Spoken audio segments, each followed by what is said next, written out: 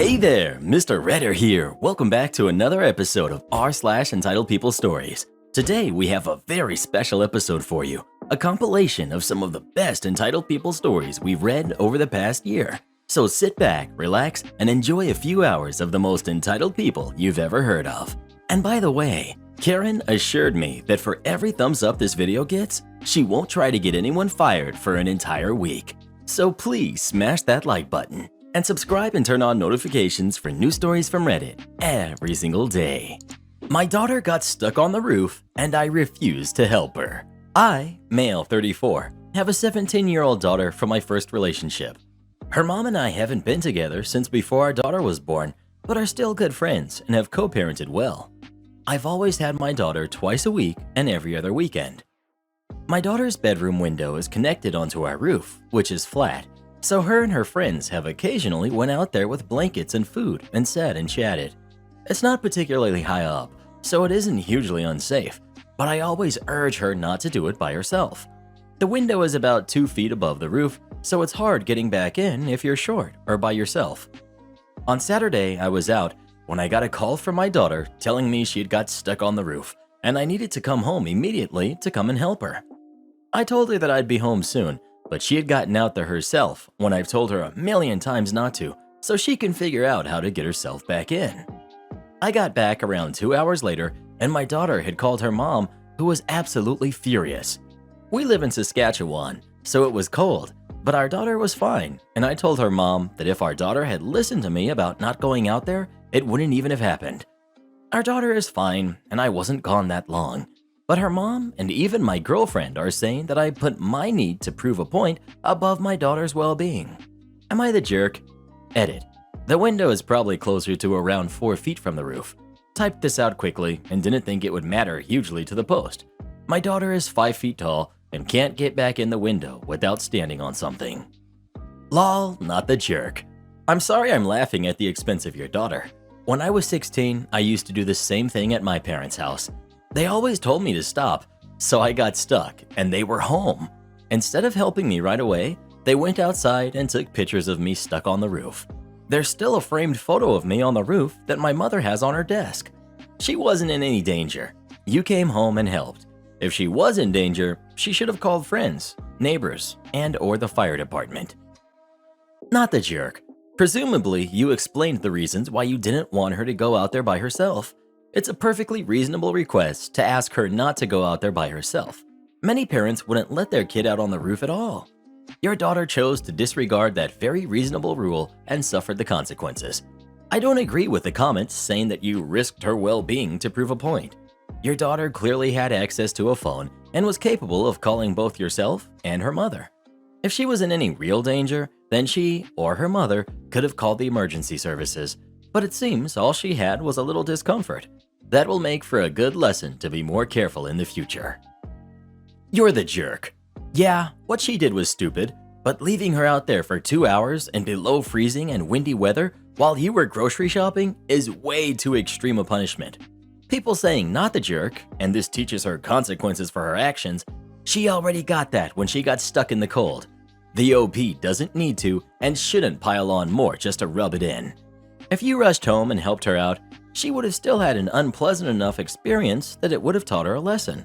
But by leaving her for 2 hours, you made her experience far worse than it needed to be, greatly escalating the punishment for her mistake far more than was warranted.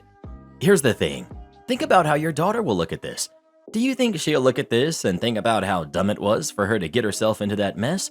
Or do you think she'll look at this and think about how much of a jerk you were for leaving her up there? By over-punishing her, you've taken her mind off of her own actions and instead put them onto you. Parents aren't supposed to punish their kids. They're meant to teach them. And in this case, you were a crappy teacher. Well, what do you think? Is OP the jerk for leaving her up there for 2 hours or not? Please let us know. Am I the jerk for not getting McDonald's for my friend's kid? Yesterday, my friend Ryan had to work. I was off work, so he asked if I'd mind watching his kids for the day since they have this week off school. Now, for the most part, his kids, Andy, who's 10, and Mary, who's 7, are good kids, and I've hung out with them all before. So I said sure. I was told by Ryan that Andy will only eat chicken tenders, mac and cheese, hot dogs, and peanut butter and jelly. This is gonna be good. We watched some movies, played Wii, and I took them out to eat for lunch. Then Andy, who's 10, kept telling me, "We need to go to McDonald's to get my tenders." I said that the restaurant we were going to had really good chicken tenders. They do. Besides, I didn't want to be one of those people that brings outside food to a restaurant. Well, we get to the restaurant, and Andy keeps saying that he doesn't want to eat there. He wants McDonald's. Long story short, Mary had a burger and ate it all. I ordered Andy some tenders, and he refused to try them. So I took the leftovers with us to give to Ryan. When Ryan picked them up later, Andy told him that he was hungry and hadn't eaten since before lunch. We had some snacks. Ryan asked me why I didn't feed them lunch. I said I took them out to eat, and Mary said, "Yup, I had a burger." Andy told him that he didn't like the tenders at that restaurant, so didn't eat them, and I wouldn't get him McDonald's, so he didn't eat lunch. Ryan said he told me Andy is a picky eater, and I should have just gotten McDonald's for him instead of forcing him to starve. I shouldn't be trying to force his kid to eat stuff. On one hand, I see Ryan's point, but at the same time, he can't honestly expect people to drive all over getting different food or have to eat McDonald's whenever they watch his kids. Am I the jerk? ETA, since multiple people have said I should have made him a PB&J. I couldn't make him a PB&J. Well, I technically could, but earlier in the day I offered to make him PB&J for a snack, but he only likes grape jelly, and I had strawberry. I don't have mac and cheese because I'm lactose intolerant. Not the jerk. If your friend required you to feed his kids specifically only McDonald's, then he should have supplied you with McDonald's money for it. He told you what his kid liked. You were nice enough to take them out to eat somewhere that accommodated those likes, rather than making some cheap crap at home that he liked, which was nice of you. Your friend's attitude is why his son behaves that way. Not the jerk. My brother was exactly that picky of an eater when we were kids. There were only certain things he would eat, and trying to make him eat anything else was basically declaring war, as one of my aunts found out the hard way, and it was a war she ultimately lost. The thing is, though, our mom refused to cave when he tried to demand food from somewhere else. If he wanted French fries, for example, well, the restaurant we were in had fries on the menu, so he had better be happy with those because she wasn't stopping anywhere else just for him. Or he could make a sandwich when we got home. Ryan isn't doing his son any favors by letting him act this way when someone treats him to a meal. You're the jerk. It really sounds like this kid may have some sort of disability. All 8 of my babies have struggled with disabilities, and one thing I've learned over the years is that when your child literally needs a certain specific food, you as a parent need to get it for them as they depend on you. There were times where I was literally attacked for not having the right chicken nuggets for my babies. But eventually I learned that it wasn't their fault. They weren't able to control themselves. It is true that 4 of them have been taken from me, but I still have my other 4. And when they need certain specific foods, Mama does whatever she needs to do to get it for them. I'm not ashamed of the things I've had to do to put Wendy's on the table. You try being a single mom with 8 kids and deadbeat fathers who refuse to support you because they think you're crazy and the courts won't do anything. Please don't take to heart everyone here acting like they know it all about parenting. Most of them probably don't even have kids themselves. I know I'm a good mom, and I always give it my all. I will get my babies back. Mark my words. Sure you will, baby mama. Sure you will. Well, who do you think is the jerk? OP or that chicken nuggets kid? Please let us know. How much you want to bet when that boy didn't get those nuggies, he went, That was a nice one. Am I the jerk for calling my mom to come pick me up early at a party? A few weeks ago, I, 17 female, along with my friend, Martiza, 17 female, went to a Halloween party. We both got the jab, so we were all good there. On the way there, Martiza informed me that she had changed her mind about leaving the party at our agreed time and was more than likely going to spend the night and just skip class the next day. She told me this as we were in her car. I was going to be the designated driver on the way back. I would have been fine with this if she hadn't waited to tell me the unilateral change of plans 5 minutes before we pulled up to the house, so I was already a little peeved when we went into the party. I knew I was either going to have to pay $121 Halloween rates to get home or call my mom and have her come pick me up. I chose my mom. One, because I knew she would be upset if I paid over $100 for a 45-minute car ride, and two, my parents have always made it very clear to me that I can call them whenever I need them and they won't hold it against me. Anyways, we got to the party around 8:30, but around 9, a lot more people started coming in. Some I recognized because I do dual enrollment at my community college. Unfortunately, one of the people that came in was someone I had French with.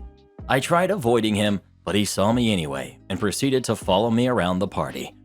Martiza had disappeared off the face of the planet like 2 minutes after we stepped foot into the door, so I was all alone. Mark is 24. I have no interest in him. He's 24, which is pretty gross and old in my opinion. I don't want to date someone 7 years older than me. I'm also only into other girls. So yeah, I've told him this multiple times, but he doesn't care. I get away from Mark, and around 9:30 I call my mom and ask her to come pick me up. I explain to her what's going on. I leave out Mark on purpose. I text Martiza and tell her that I'm leaving. She doesn't respond, so I go looking for her. I spend like 40 minutes looking because I started on the top floor, but she was in the kitchen doing shots and says whatever when I tell her I'm heading out. I go wait outside, and Mark manages to find me while I'm waiting. I keep trying to walk away from him, but he continues to follow me. I see my mom's car pulling up at this point. She must have recognized my costume because she got from the end of the driveway, out the car, and pulled Mark by his collar away from me in like 2 seconds. Lo and behold, Martiza's mom is also there because Martiza had told her she was spending the night at my house. I did not know she lied. Her mom goes inside and starts yelling her name looking for her. Martiza comes out with her mom looking mortified. I'm already in the car with my mom. They leave in Martiza's car. So now Martiza is punished and had her phone and car taken away. She can only talk to people in school. She's mad at me and blames me for snitching. She's also upset that I didn't get punished and still have my privileges. When she talks to me, she's really passive-aggressive. She ignores me a lot too. So, am I the jerk? Not the jerk. You 100% did the right thing. I've been in your shoes before with a creep harassing me. It's not your fault that your friend lied to her mom and changed plans at the very last second. If this friend is really that upset for her getting caught in a lie in a situation where you were uncomfortable and felt unsafe, that's on her at the end of the day. Your safety takes priority over whether or not she's happy with you. I'm honestly relieved to hear that your mom came in like a tiger and ripped him away from you. Your mom sounds like an amazing person. Not the jerk. And kudos to you for putting your safety first, and I would reconsider this friendship. Also, considering talking to someone about Mark. If he follows you on or off campus even once after this, then don't consider. Flat out tell someone promptly without second thought. He sounds like a problem that needs to be dealt with. OP. Yeah, I think I'm going to reconsider it. She lies to her mom pretty often and then drags other people into it a lot. I don't lie to my parents because we have a pretty open relationship, and I've told her I don't feel comfortable being an alibi to her mom, which is why she didn't tell me, I'm sure. And I have. I had gone to college counselors to talk to them about it, but they were kind of dismissive and told me that if it's only a few words, they can't do much about it. I did tell my mom while we were in the car, and she went to my school and the college the next day and got on them for it. I got told he was suspended the rest of the semester. My dad has also started picking me up in case he wants to show up, but I haven't seen him in like 3 weeks, so I think we're okay there. Well, who do you think is the jerk? OP or Martiza? Please let us know. Martiza sounds like a trash friend, to be honest. I'd cut all contact with her if I was you. I kicked out my brother-in-law after he called himself the father of my child. I know the title is a bit off, but let me explain. Me, 30 female, and my wife, 29 female, welcomed our son into this world a year ago. Both of our families are very accepting of us, but my wife's family has this weird obsession with passing on the family genes, which made adopting out of the question very early on. Me and my wife have always wanted to start a family, but things got difficult when my wife found out she was infertile. We knew her family would be understanding, but I'm terrified of pregnancy. From what I've been told, I'm almost physically identical to my biological mom, who passed during childbirth, so that has led me to believe I wouldn't hold a pregnancy very well. After a few months of brainstorming and letdown, mother-in-law suggested that we do IVF, using my eggs and my brother-in-law be the donor, and let my wife carry the baby. I was skeptical at first, but gave in because the plan hit all marks. Her family gets their genes passed on, my wife and I get to start a family, and I don't have to carry the baby. We went through extensive counseling and therapy to make sure everyone was on the same page and could handle it. The procedure was a bit expensive, but my wife's grandma happily covered the cost since our baby would be the first of the new generation in their family. Everything went great. My wife loved being pregnant, aside from the morning sickness, and we were more than overjoyed to welcome our baby boy in the winter. The problem arose last week. We were preparing for my son's first birthday when brother-in-law made a comment about how he should get a say in the planning as the child's father. I was shocked. I cringed and told him that he wasn't. He was just the donor. He looked me straight in the eye and said, "Yeah, so he's our child." I looked at my wife, whose mouth was wide open, and mother-in-law wasn't making eye contact. Before he could say anything else, I demanded that he get out of my house and that he'd be able to come to the party when he apologized. He got angry, but left when my wife started to cry. My wife has always struggled with self-esteem, and her infertility really took a toll on her. For months, I had to constantly reassure her that she is an amazing mother and that she wasn't wrong for her lifestyle. Sister-in-law called me later that day and called me names. I argued that brother-in-law had no right saying any of that, but sister-in-law just kept yelling. Me and my wife have cut all contact with her family. It's turned into something bigger than it needs to be, but I refuse to let someone call my family incomplete again.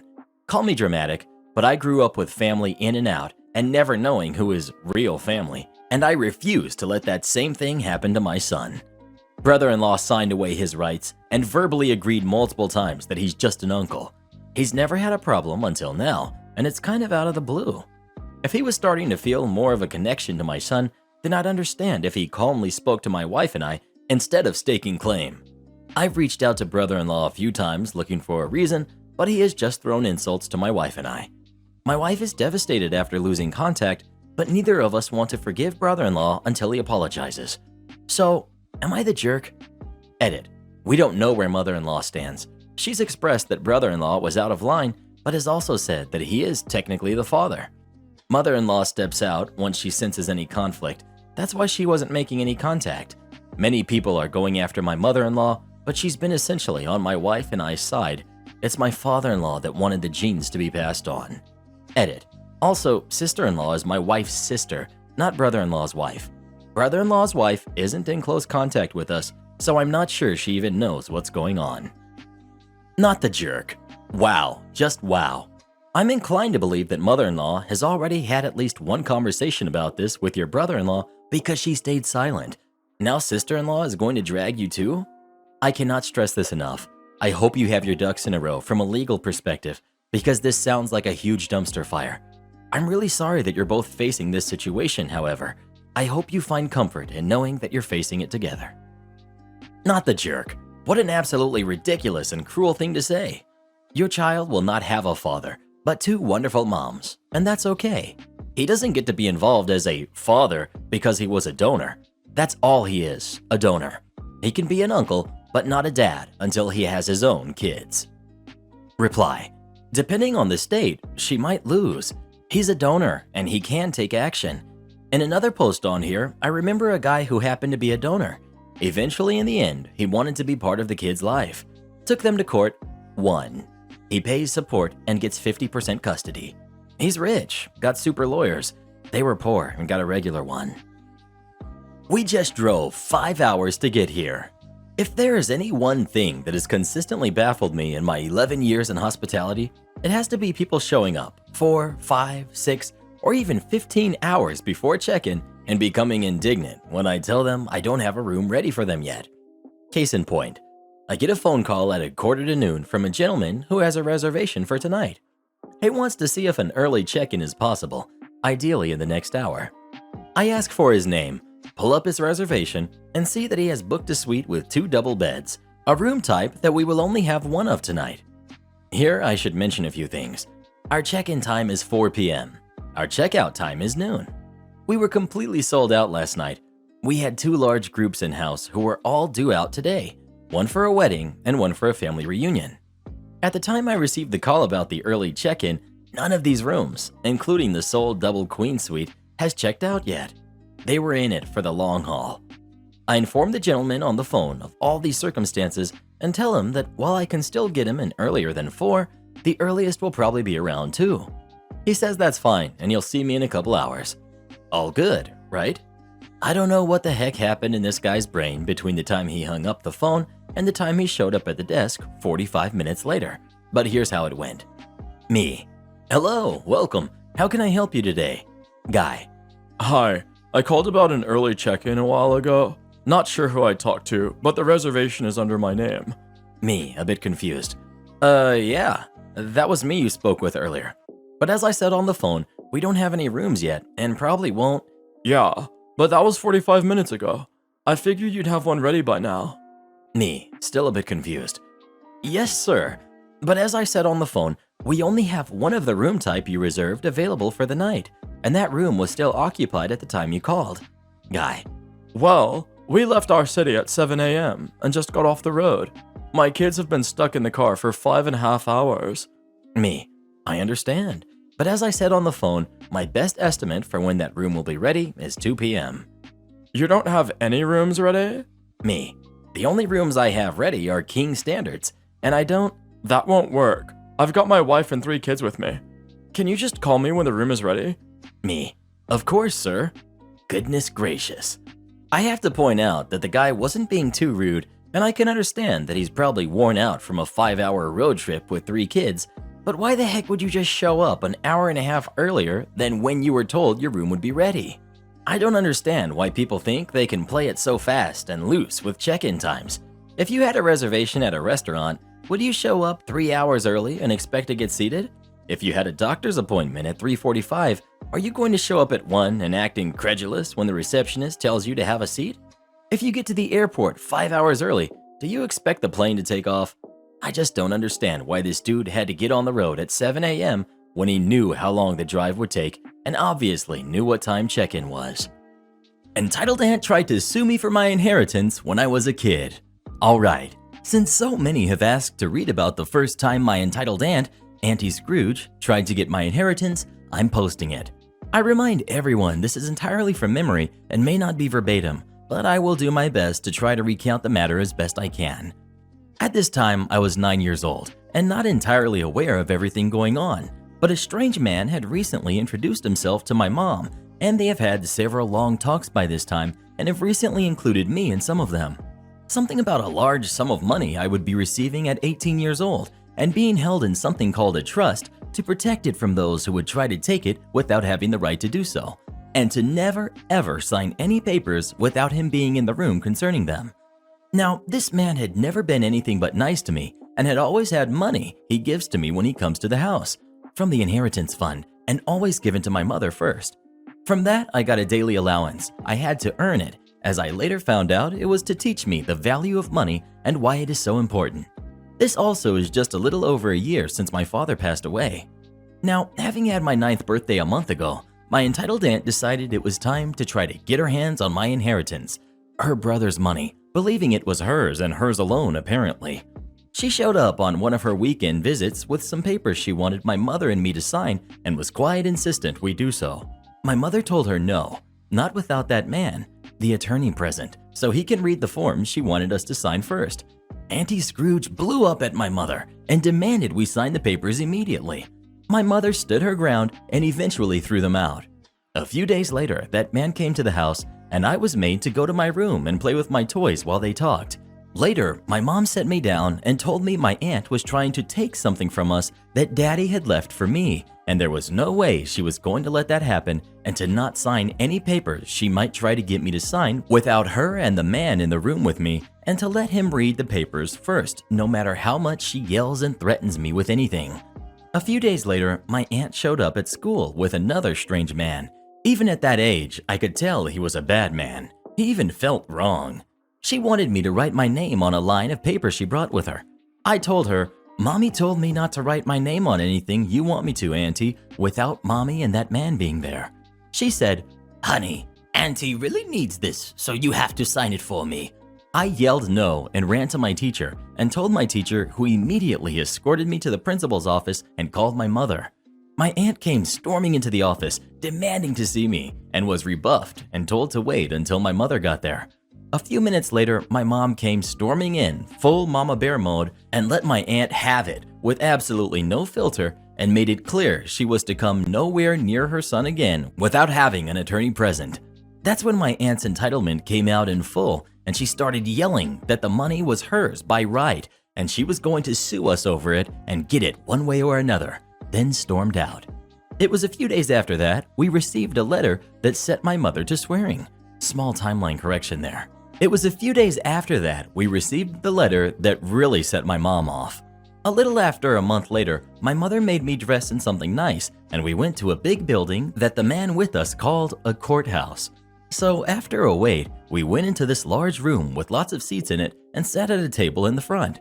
A few minutes later, my aunt came in with another man and sat at another table in the front. In the room with us was the teacher and the principal and a few other people. Then another man came in. We all stood for a moment, and the man called the court to session and sat at the raised seat in front and banged a wooden hammer on his desk. I'll dispense with some of the irrelevant here. There was a lot of yelling from my aunt, resulting in the judge banging his gavel a few times and threatening my aunt with something he called contempt of court to settle her down.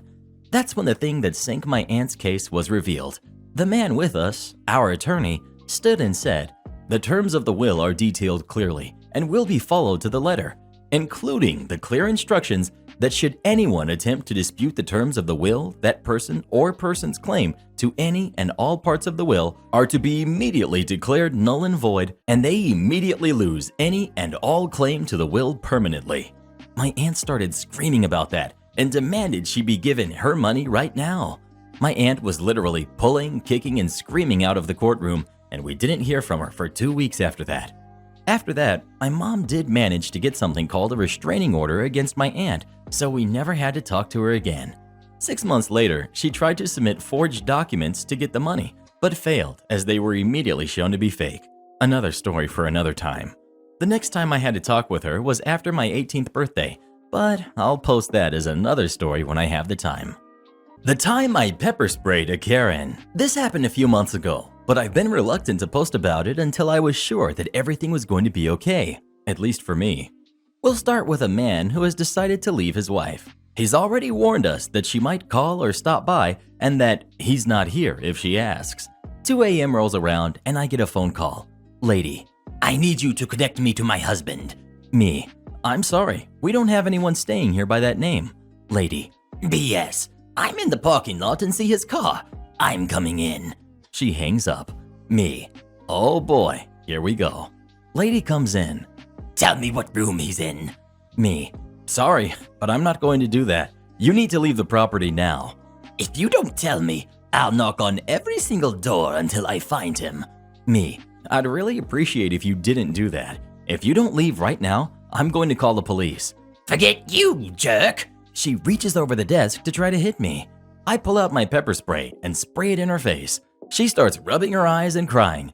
Oh my God, I'm calling the police. Me, go ahead, I'm calling them too. You tried to assault me. Yeah, but you did assault me. You sprayed me in the eyes. She sits down on the floor and continues crying while rubbing her eyes. Me, ignoring her and calling the police. Yeah, I need someone to get down here. I just pepper sprayed a lady for trying to assault me. Dispatcher sends the police. So I call my manager up because obviously this is something he needs to be aware of. I tell him what happened and he says, "You did what?" I tell him again and he says he'll be right there. I give the lady some water and a face cloth so she can rinse her eyes. I'm not a complete monster. Manager shows up first. He lives less than 2 miles away and asks me what happened. I explain to him a third time and he looks at the woman, still sitting on the floor crying, and back at me. Police walk in moments later and ask what happened, so I tell them my version and she tells them hers, which was that she politely asked for her husband's room number and I pepper sprayed her for no reason. Manager runs to the back with an officer and pulls up our cameras, which includes audio. Police see that my side is what really happened and ask if I want to press charges. I say no since she didn't actually hit me, but that I do want her off the property immediately. She starts yelling that she wants to press charges because I pepper sprayed her. One of the officers tells her that it's perfectly legal in our state to pepper spray someone in self-defense, and she quickly shuts up about it. One of the officers escorts her outside and she doesn't come back. The other officer talks to my manager for a few more minutes, then comes back and tells me that he doesn't think that she'll come back, but if she does, to call them again. My manager shakes his head and says this is the first time he's ever had an employee pepper spray a guest. I remind him that she wasn't a guest, and he starts laughing despite how irritated he had previously been, and tells me that we still need to file an incident report so we have a paper trail in case anything did happen. We haven't heard from her since, so I'm pretty sure it's safe to say she won't be attempting to press charges for it. Karen destroys my son's car. I press charges. I have a 17-year-old son who has a girlfriend and an ex. My son also has a car. I think you can see where this is going. My son dumped his ex-girlfriend because he began to have feelings for another girl. He spoke to me and I made sure to tell him to dump her lightly and not to hurt her feelings before trying things out with the other girl. He did, telling ex why she was being dumped. Obviously, the ex was not happy. She ended up keying my son's car. I'm talking to the point where it is completely messed up. She carved my son's new girlfriend's name onto the doors and called her names. She also drew a man who looked goofy and labeled him my son's name. She also broke one of the windows and poured a soft drink into it. I came home as she's pouring in the soft drink and immediately called the cops. The ex got arrested and had to pay bail. I'm feeling like pressing charges because it's my son's first car and we don't want to spend much money on a new car. The ex's mother came to my house and was full on screaming about how I'm a monster for calling the cops on our daughter and how my son cheated and deserved to have his car ruined. I don't feel the slightest bit bad for pressing charges and ruining this girl's life because she's acting like a complete psycho. Am I the jerk? Not the jerk. As much as people like to think so, being cheated on or dumped is not an excuse to damage people's property. Not the jerk. If she doesn't face repercussions while she's young, how will this woman learn that it's not okay to vandalize someone else's belongings? Also, her mom is part of the problem. Well, what would you do in this situation? Would you press charges or not? Please let us know. Atta girl, Karen. There's no better way to get vengeance on a man who's broken your heart than by destroying his car. Unless it's a DeLorean. Why don't you ask someone who works here? The time I was a jerk. This is an old story from about 20 or so years ago. I stopped at Costco on the way home from work. I just came in looking for some electronics or whatnot, and so wasn't pushing a cart. And while in the electronics section, this older woman sees me looking over some item, and I can see she's interested in an item shelved near the one I'm looking at. I don't even remember what the items were. Anyway, she turns and asks me some very specific questions about the item she's looking at. I looked up at her and simply answered, "Sorry, I have no idea." A few minutes later, at the other end of the same aisle, this same lady comes up to me with some other item in her hands and asks me, "Do you know blah blah blah about this?" Again, it was an item that I had no idea about. And at this point, I'm mildly annoyed and just answered, "Nope," and turned to go browse the next aisle over. It's worthwhile, I think, at this point in the story to explain that I was working in northern New Jersey, basically a suburb of New York City, in a fairly stressful job, and one of the reasons I had even stopped at Costco was that my 12-mile ride home was mired in terrible traffic. Rather than spend the next 30 minutes trying to go the last 6 miles home, I pulled into the Costco I was about to crawl past, figuring I'd do a little shopping and let some of the traffic clear out while I did so. So I started this whole experience wound a little tightly. On top of that, this was when I was in my early 30s or late 20s. I was a pretty big jerk back then. I have mellowed since, and partly due to this experience. Anyway, moving on. 5 minutes later, I'm nerding out over whatever thing I was looking at in the next aisle, and the woman comes around the corner from the other aisle where I'd left her, specifically walking past other customers to come to ask me a third question about something that I had no idea about. By now, I'm pretty annoyed. It's clear to me that she's not flirting with me or anything like that, and I cannot understand why she keeps coming to bug me about these things when all I want to do is just waste a few minutes out of traffic. In all honesty, if I'd had any answers for her, I would likely have given them to her, but I didn't have those answers. In reply to her question, I gave her a crappy look, and in a very condescending voice I said, "I have no idea, but maybe you ought to ask someone who works here," and made an overly dramatic gesture with my hands pointing towards one of the employees rounding the corner at the edge of the electronics section about 20 feet away. The woman looked at me, somewhat offended, and didn't say another word. I didn't give a darn. Why couldn't this lady leave me to my nerding out? I left the electronics section and wandered off, and after another 20 or so minutes of walking around and just avoiding traffic, picked up some grocery item or other and walked to the cashier line to pay for it. As my turn came up to pay, I pulled out my wallet looking for my membership card and could not find it. I knew I had to show it to get into the store and quickly checked all my pant pockets. No card.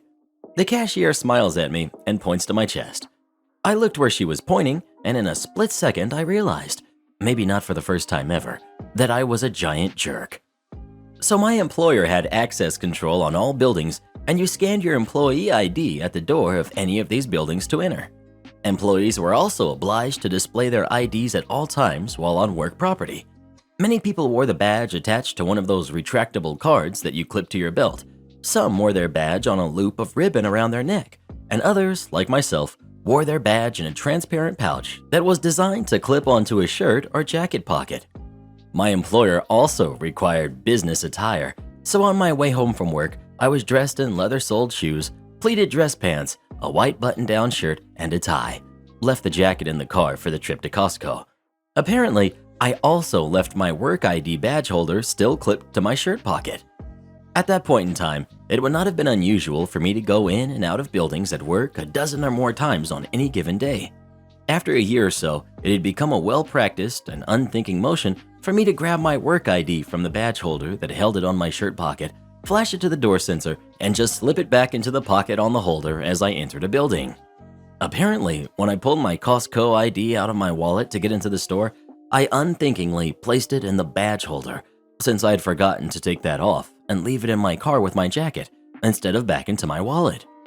I had been walking around the store looking like a manager, with a badge displaying the Costco logo prominently in bright red letters right on my chest. As all of this realization came to me in the second or two after the cashier pointed out my Costco ID card I was wearing, my face went a little pale and she asked me if I was okay. I mumbled something about feeling dumb and this being a habit from work as I paid for my stuff. I hurried out of the store, hoping I didn't see the woman who had been asking me questions. It began to dawn on me that if I weren't such a jerk coward, I'd go and find that woman, explain to her what happened, and apologize for being so rude. Instead, I just left the store in shame, feeling about 2 inches tall. My Karen sister keeps using me for money, but I've had enough. I, 34 female, am the eldest of 9 siblings. My sister, Sarah, 24, fake name, and I aren't close. I love all of my siblings, and I'm close with all of them except for her. Growing up, she wouldn't introduce me to her friends and would refuse to acknowledge me at family gatherings over the years. In short, she was distant with me, but not my other siblings. After I moved out of my parents' house, Sarah and I grew even further apart and didn't see each other except at family functions. She would ignore my attempts at reaching out and/or including her on anything that my other siblings and I did together. She didn't come to my wedding and didn't even know that I had gotten divorced until 2 years later. She refused to accept my requests to add her on socials and never responded to my calls or texts. It hurt, but I didn't want to push, thinking that she might eventually come around, so long as I kept the door open. A year ago, she finally accepted my social media request and sent me a DM. It started out as just a, "Hey sis, how are you?" After some awkward small talk, I learned that she's not doing well financially due to her boyfriend losing his job. She asked me if I could lend her some money as she was short for groceries. I agreed and told her that she didn't have to pay me back. I sent what she asked for and a bit extra. She thanked me and asked if we could visit for a proper catch-up. I agreed and we set it up. The visit came and went and she didn't show up or answer my calls or texts. I assumed that something came up and texted that she let me know when we could reschedule. 2 days later, she DM'd me saying her cell phone had been cut off for non-payment. She asked for help to get it reconnected and said she'd pay me back when she could. I agreed and sent it to her. A few days later, and she asked for more money. I sent her the money again, but told her that I can't send anything else until she pays me back because I didn't have any more that I could spare. I felt like I'd been used. Then one day she asked for cab fare. I said that I'd pick her up and drive her myself. She got angry and accused me of not trusting her. She blasted me on the family group chat saying that I was refusing to help her and that I was selfish. Sarah recently posted something about how she loves her family and how much they mean to her. She tagged all of my other siblings except for me. 5 minutes later, she sent me a text asking me for money for diapers, and I lost it. I asked her why she only ever contacts me when she wants money and that I was feeling used. She denied it and said she was angry that I could accuse her of such a thing. I sent her screenshots to prove it. She said, "Just forget it then." I tried to apologize for being rude, and she ignored me. A few days ago, she asked for help paying for rent and offered to repay the loans as soon as she could. I could help, but I don't want to. I feel like I'm being used. It hurts that she only ever contacts me when she wants money. So, am I the jerk? Not the jerk. Why do you feel bad for accurately calling out her using you? Totally not the jerk. Please stop funding her life. You're so desperate for a relationship with her that you're allowing her to manipulate you into giving her money.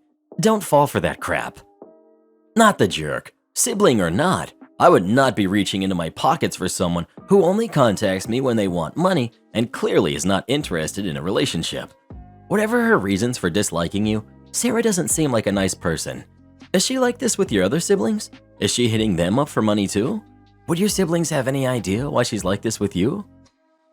You're the jerk. You sound just like my brother, to be honest. From what you're telling us, it sounds like you can easily afford to help out your sister, but are just choosing not to. Not everyone in life is handed out a comfy 6-figure salary. Those of you who have this level of privilege should really stop being so stingy with your hordes of money. Well, what would you do in this situation? Would you keep giving your sister money or not? Please let us know. Bruh, how much you want to bet that last comment was the sister in disguise?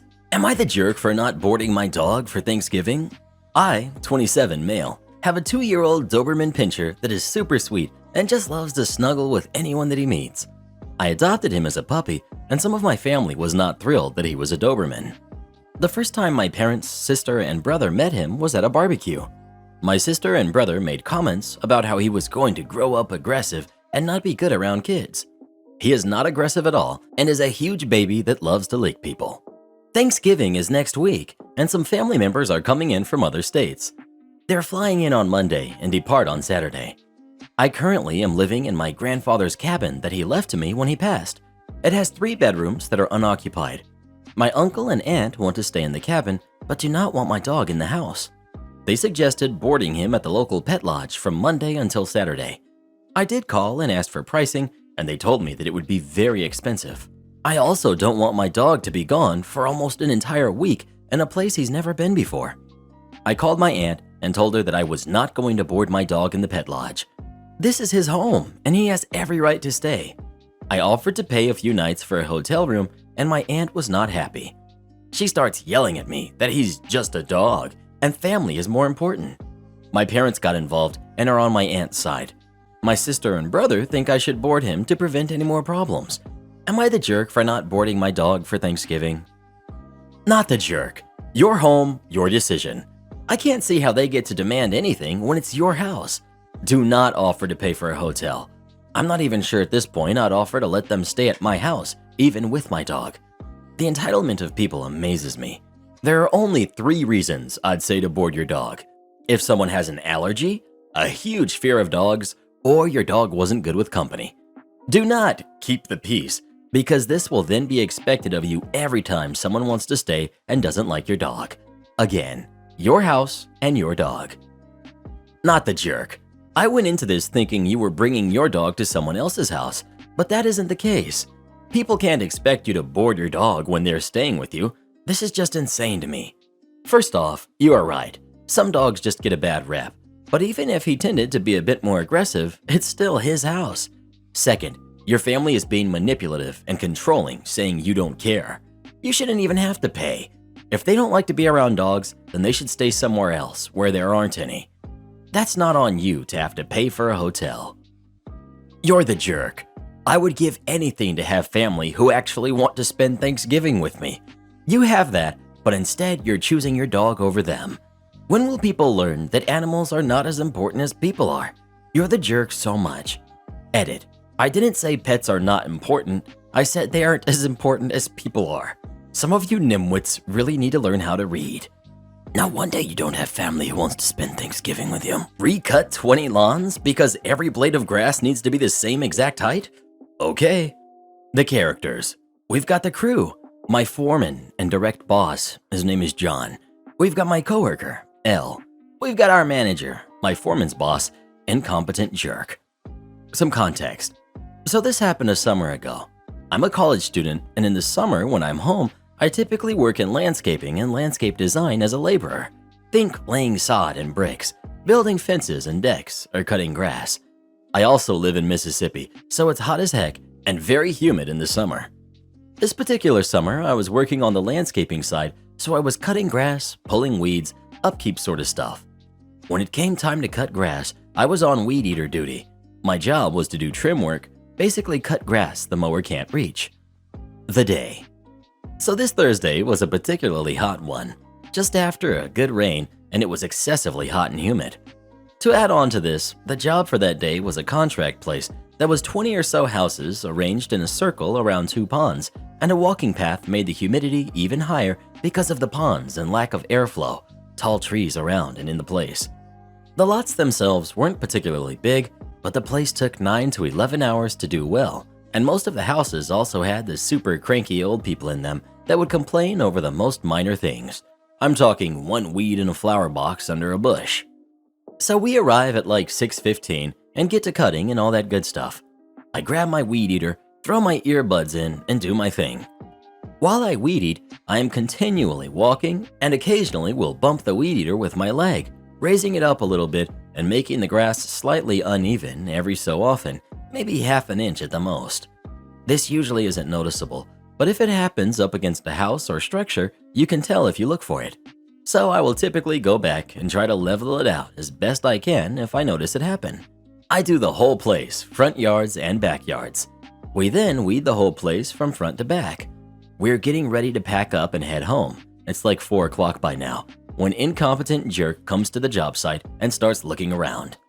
He finishes up and pulls John aside and shows him around the place, then leaves. This process took an hour or so. So myself, John, and Elle have just burnt an hour on overtime doing nothing. By this point in the week, it was typical for us to be running an overtime. John comes over to Elle and I, telling us that we missed a ton of stuff and to grab the weed eaters and a bucket. We then walk around the place, and John starts pointing out groups of like 4 blades of grass that are fractions of an inch higher than the others. Barely noticeable crap, like you really gotta look for this stuff hard. Furthermore, if you try to cut some of these with a weed eater, they bend from the downwash of the spinning strings, so you risk gouging a nice 5 to 12-inch circle in the grass trying to cut like 4 blades of grass. We begin to redo the whole place, front and back, pulling small weeds here and there from under bushes and doing our best to cut the offending blades of grass. By the second house, Elle and I are complaining to John that we're hot and tired. It's like 5:30 and we know this will take us 2 more hours. John tells us he knows this is stupid and it's not his fault. He understands the stupidity and our being upset.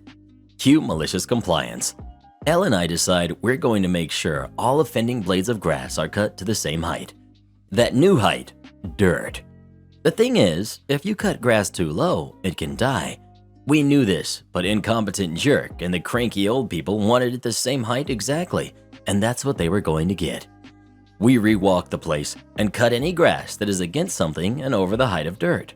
We also made sure to hold our weed eaters in a way that when we cut those offending grass, we're hitting the surrounding grass with the full 12-inch diameter of the weed eater, leaving a nice 12-inch circle spot that you couldn't see now, but would when the grass died in a few days.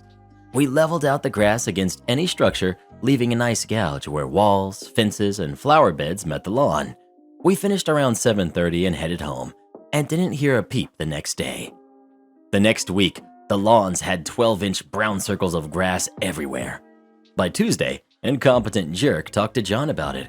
John just told him the offending blades had been cut as he asked, and something along the lines of it was all now uniform in height. We couldn't help that some of the grass didn't survive the new stringent height regulations. Incompetent jerk never talked to Elle, John, or myself about it again. A few notes and fallout. This wasn't the first time and wouldn't be the last time incompetent jerk came to nitpick our work at the end of a day, which would sometimes result in us having to drive across the city or walk a mile or two up the road at the end of the day to fix BS little things that weren't even messed up, adding hours to already long hot days. Though it was the last time we ever had problems at that place. We also got the satisfaction of knowing that incompetent jerk had to take the numerous calls from cranky old people about their lawns for a few weeks. These people would lose it on us, even before the incident, so I don't want to imagine what they told him. The lawns had still had pretty noticeable dead spots and scars when I left towards the end of the summer. Also, incompetent jerk saw himself as better than any of the laborers, Elle and I, and would avoid critiquing us to our faces. This is primarily because the few times he nitpicked us directly, we either told him why it was stupid or handed him our equipment and told him to do it himself, which he would then proceed to mess up. This was a common sentiment he held towards all of the crew under his supervision, and their reactions when he critiqued them were similar to ours.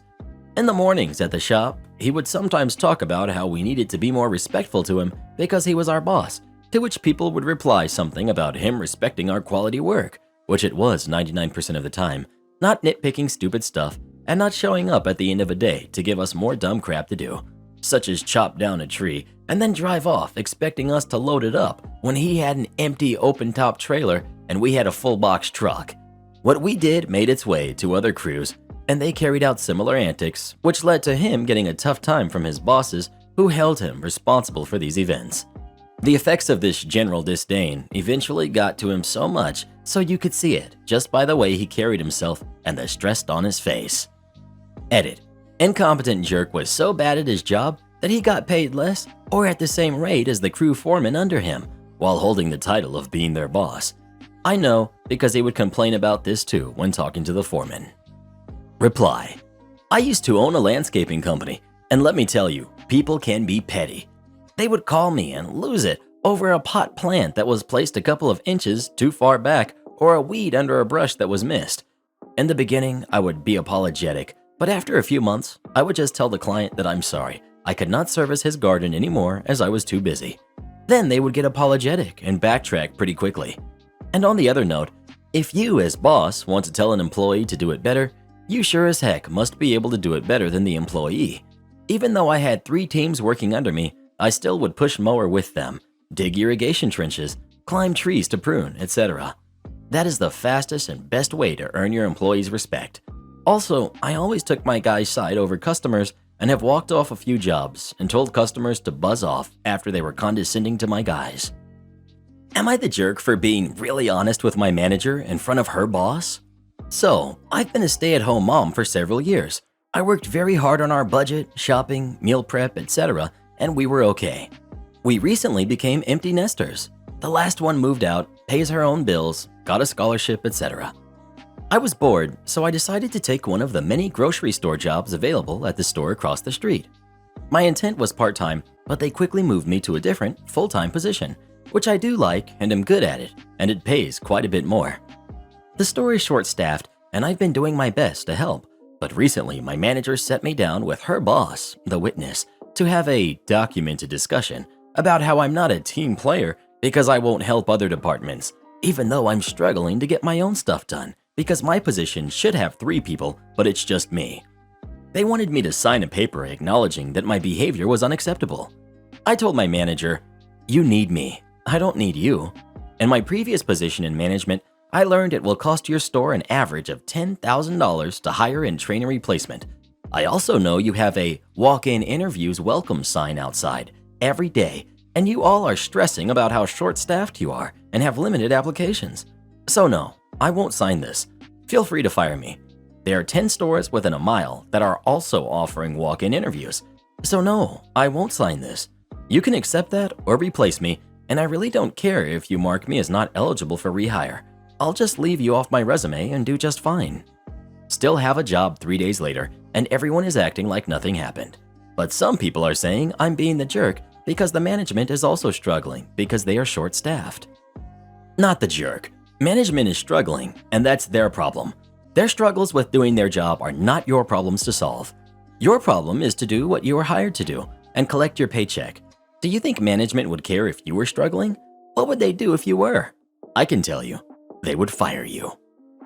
Not the jerk. Sounds like your manager was getting heat for not fulfilling her job requirements and wanted to pass the blame onto you.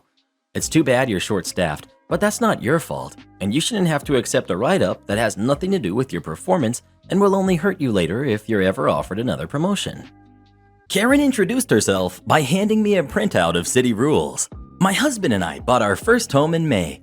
Our yard and our neighbors' yards are all connected, large lots, no fences, except a little creek that runs through the backyards with bridges across it. Also, the streets are all dead ends, so we have like 7 yards back to back. We have a 4-year-old dog who is 55 pounds of golden fluff. He is protective of our property, not aggressive, just will bark if you come into our yard. Our driveway is in the back, so he generally won't stray past the driveway line to the next door neighbor's yard. We decided to add another dog to the family a couple of months later. I work really hard to train my dogs, but puppies are just puppies sometimes. The dogs are never outside without me or my husband. We don't leave them unattended. Pup was learning her yard and boundaries, which takes a minute without a fence. Anyway, our neighbors directly on both sides of us are super friendly and have dogs that run around too. Diagonal to our backyard, about 1/2 an acre away, is this older couple that is always gardening. They have never waved or said hi or anything. One day I'm sitting out back with my dogs and my cousin and her dog. We played some fetch and started a fire going in the fire pit. All of a sudden, this old couple walked from around the house and down our driveway. Our big dog is barking at them, so I'm trying to quiet him. The couple just proceeds to hand me a printed out city ordinance paper and tells me my dogs are running at large and they will call the city to have them taken away. It clearly states on the paper that a dog is not deemed running at large if it A. is in the owner's yard, B. has permission to be in a neighboring yard, aka our next door neighbors don't care, and a few other things, of which we aren't violating. We are young and definitely not the fanciest of the neighbors, but we care deeply to respect and have a good relationship with the families on our block. Additionally, I'm a very easygoing person to talk to, so I tell them that the other 4 dogs run around and come to our yard, so are you going to report them? They said, "We just spoke to your next door neighbors and they hate your dogs." We talk to the next door neighbors every day. Their dog frequents our yard for visits, so I told the couple, if they, next door, have an issue with me or my dogs, they're welcome to come discuss it with me themselves. We have literally asked them multiple times if it's cool if our dogs fetch occasionally in their yard and they don't care. They continue to argue with me about the ordinances and I'm trying to politely tell them I am not breaking any codes and if they want to call the city, they can go ahead and do that. Basically, it takes forever for the conversation to get to the actual issue, which turns out is that they have a little pond in their backyard, and one time my pup got near their pond. I tell them, "I'm so sorry my dog got near your pond. I will make sure she doesn't go to your yard again." They won't leave my driveway and continue to spew off complaints about it. I'm starting to get a little shaky. I don't care for unnecessary conflict, and I was getting angry, which I don't often. I'm just saying over and over again that I'm sorry the puppy came near their pond. They then tell me that my big dog was out all night barking and they're going to complain to the city about it. He is my shadow, literally doesn't leave my side, and my dogs are never out at night barking. I was in bed with the dogs by 8:30 that particular evening, which I tell the couple. Finally, I'm just like, call the city, I don't care, but you need to leave my property. My dog follows them, barking at them to the edge of my driveway, and then stops and turns around when he hits the neighbor's yard. I was so annoyed, I was just telling him, "Good boy," as he barked them away. The thing that really irked me about this situation was that they never introduced themselves. Literally, they could have just come over and said, "Hey, we're your neighbors, and your puppy got near our pond. Can you make sure she doesn't do that again?" Simple. I checked in with the next door neighbors about it, and they said it took about 15 years to have a pleasant conversation with this couple.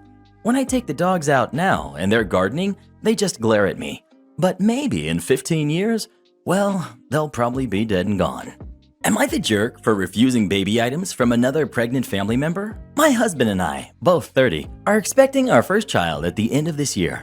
A month after we announced our pregnancy, my husband's 17-year-old cousin announces hers. This is not a jealousy issue.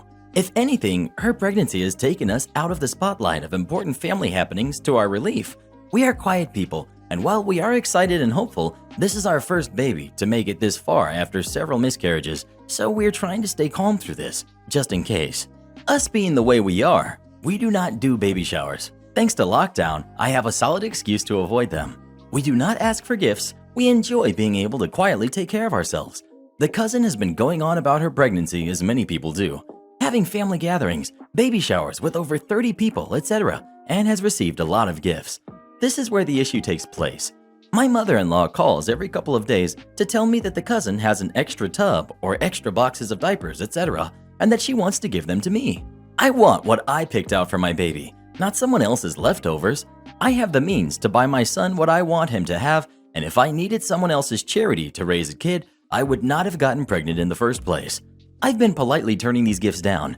Knowing the way my mother-in-law is, I will eventually have to be firm and tell her how I feel. You do not want to hear about the guilt trip she put me through after I denied her to throw us a baby shower. If I say to her what I said above about the leftover gifts, will I be the jerk? Edit. Whoa, guys, thank you. You really made me see how entitled and jerky I sound. Pregnancy hormones are something else, and I truly believed that what I said above was perfectly normal. I will accept the gifts. I will be more open towards my in-laws, and I will try to get closer to his cousin and help her in any way she needs. My son needs his family, and he's not going to have one if I let my antisocial behavior get in the way. I rarely post to Reddit, and I thought for a long time before I posted to this sub. I expected no one to respond. When I opened up my inbox to see 30 strangers calling me names, it really helped me get that ego in check. Thank you. My Karen wife is making me return the $600 gift I bought my mom for Christmas. To start, I want to mention that unlike my wife, I have a very good relationship with mom.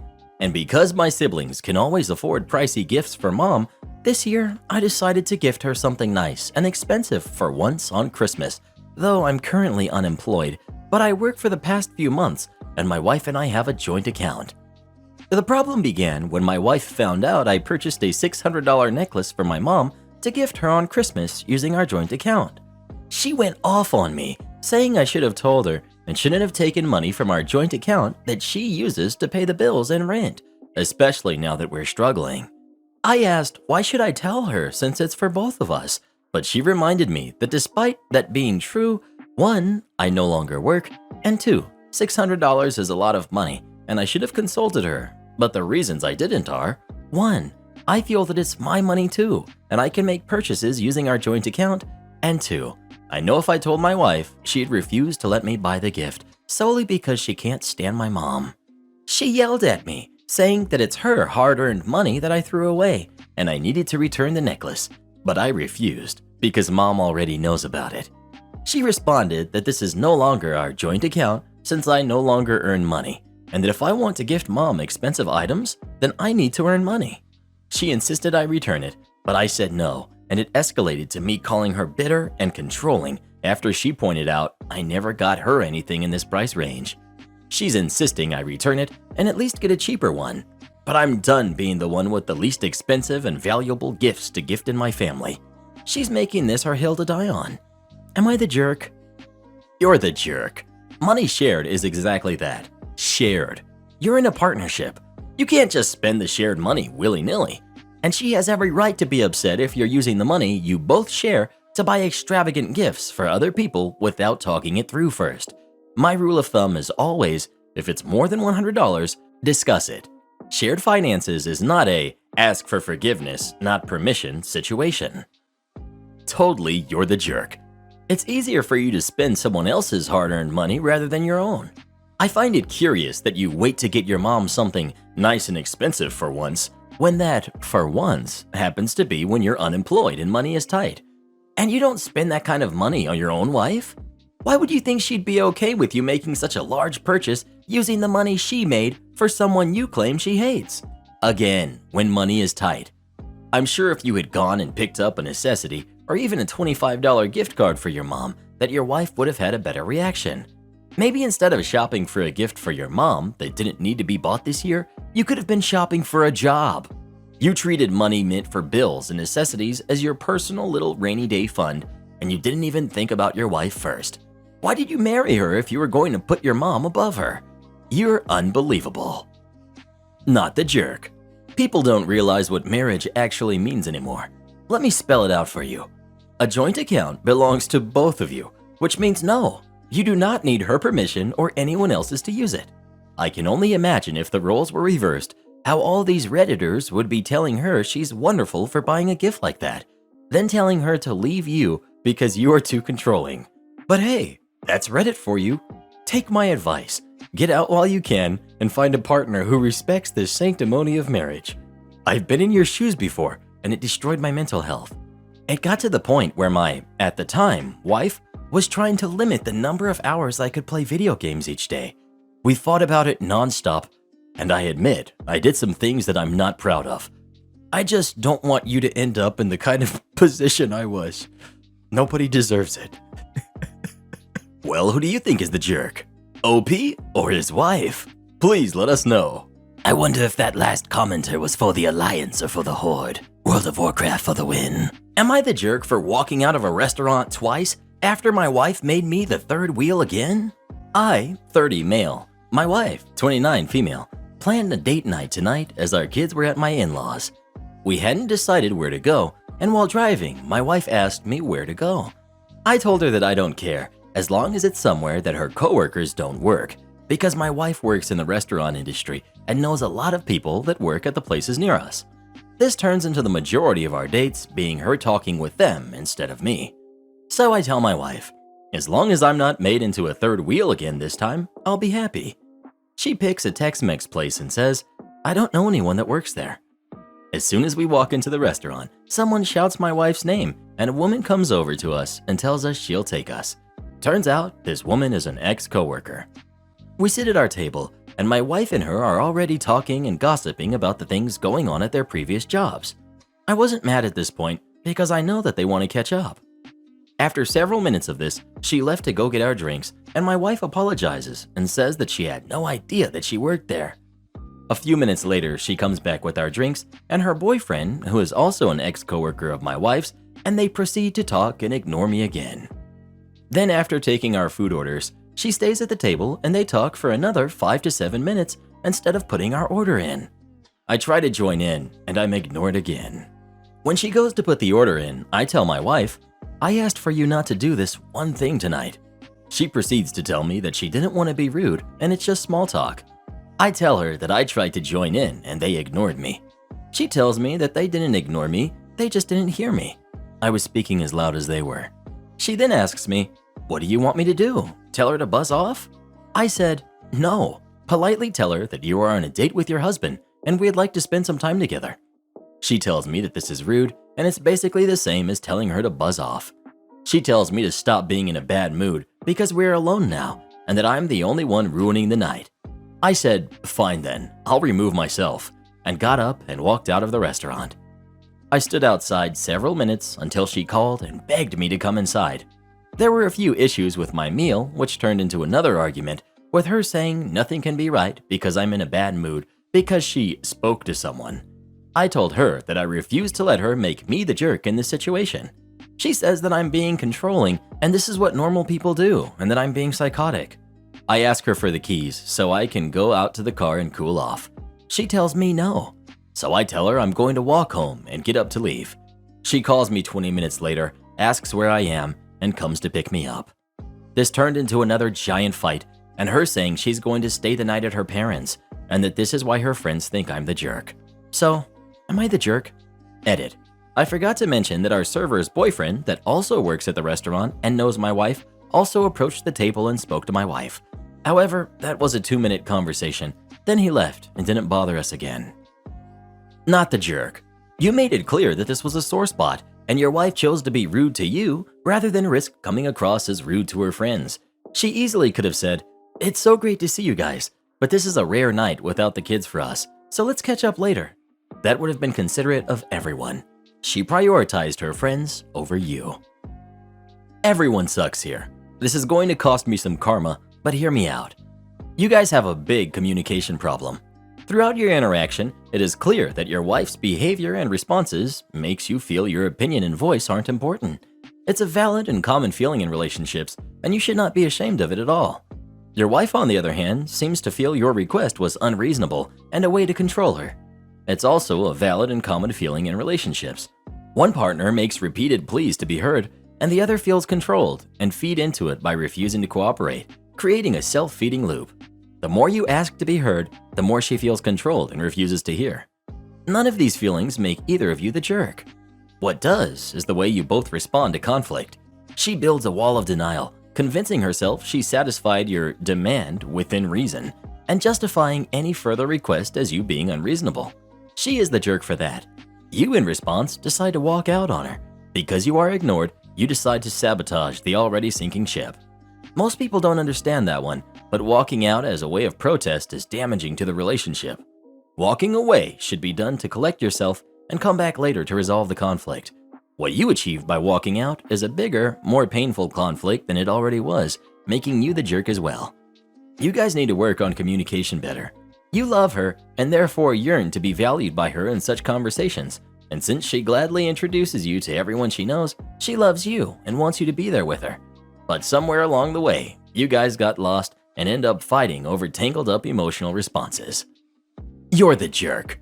You got so upset that your wife was chatting to a friend that you stormed outside to pout like a child. After you went back in, you had problems with your food and then got so upset you wanted to leave and walk home? This is pretty childish behavior. It seems your wife legitimately didn't know that her former colleagues worked here, and you never explained to the colleague that you were on a date night and would appreciate some privacy. And you needed to be the one to say that, because it is your wife's industry. If your wife said it and it was taken rudely, it could affect her reputation. If you said it, worst case, they might think your wife is married to a jerk, but at least it wouldn't affect her. But in general, going outside to pout because your wife is talking to someone else and you feel ignored just seems like something a child would do, not a grown man. Well, who do you think is the jerk? OP or his wife?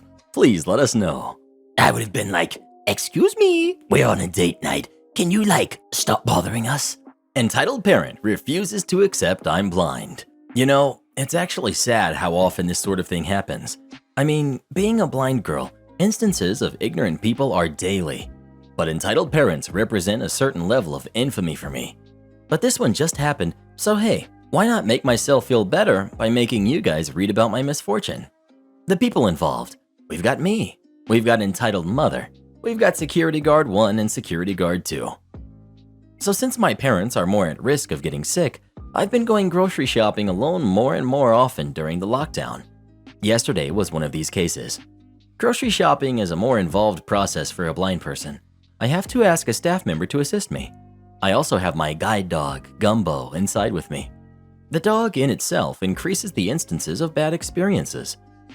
Now, during my shopping, I always get a wide array of reactions to my dog, but one in particular occurred towards the end of my shopping. I heard loud footsteps, followed by the loud screech of, "That doggy is so cute. Can I pet him?" It was obviously a little kid by the voice, so I prepared myself before responding that no, my dog cannot be touched due to him being a guide dog. Surprisingly, the kid didn't act entitled, but seemed surprised and excited about a dog having a job. She, I believe it was a she, asked me a few questions and then left. I thought nothing of it and continued with my shopping. After I finished, I decided to stop by the food court on the way out for some lunch, so I went and made my way across the supermarket. I ordered my food, sat down, and waited. But by some cosmic gracing of bad luck, that is the exact moment that this kid and their parent decided to walk close by. I heard the kid tell their mother about what I told her, about how my dog is working as a guide dog, that I'm blind and use him to get around, etc. The mother isn't really saying anything, but I can sort of tell by her tone and the few words she does say that she has seen some issue with what her daughter was told. I decided to listen in, and after the daughter finished her babbling, the mother came up to me. Now, as I said, people coming up to me is super common. I thought nothing much of it. However, the first words out of her mouth were, "Why did you tell my daughter you're blind?" Her tone was very harsh, very accusatory. I immediately knew what was coming, but as usual, I put on a smile. Me, because I am blind. Your daughter asked me about my dog, so I explained what guide dogs are and why we use them. "You're not blind." Excuse me? The straight shooting words caught me off guard. Karen. "You're not blind. My cousin is blind, so I know what a blind person is like. You shouldn't lie about that. I think you should let my daughter pet the dog. She likes dogs. It's pretty crappy to refuse a child something like that." My hackles rose slightly. Me. Well, ma'am, not all blind people are the same. Just because you know a single blind person doesn't mean you know how all blind people are. And as I already explained, your daughter can't pet my dog due to him being a seeing eye dog. Karen, why are you lying? Your eyes are completely fine. You're using a phone. Don't say you're blind if you're gonna show you're not at the same time. Why would you lie about this? Me, excuse me, but I am not lying. My eyes looking fine have nothing to do with anything. Not every blind person's eyes look the same. Look, you're stressing me out. I'd rather you just left me alone. Karen, my daughter wants to pet your dog. She's been well behaved all throughout today, and it's more than reasonable to let her pet the dog. Me, I said no. I don't know why you can't just accept my answer. You said no using that BS excuse.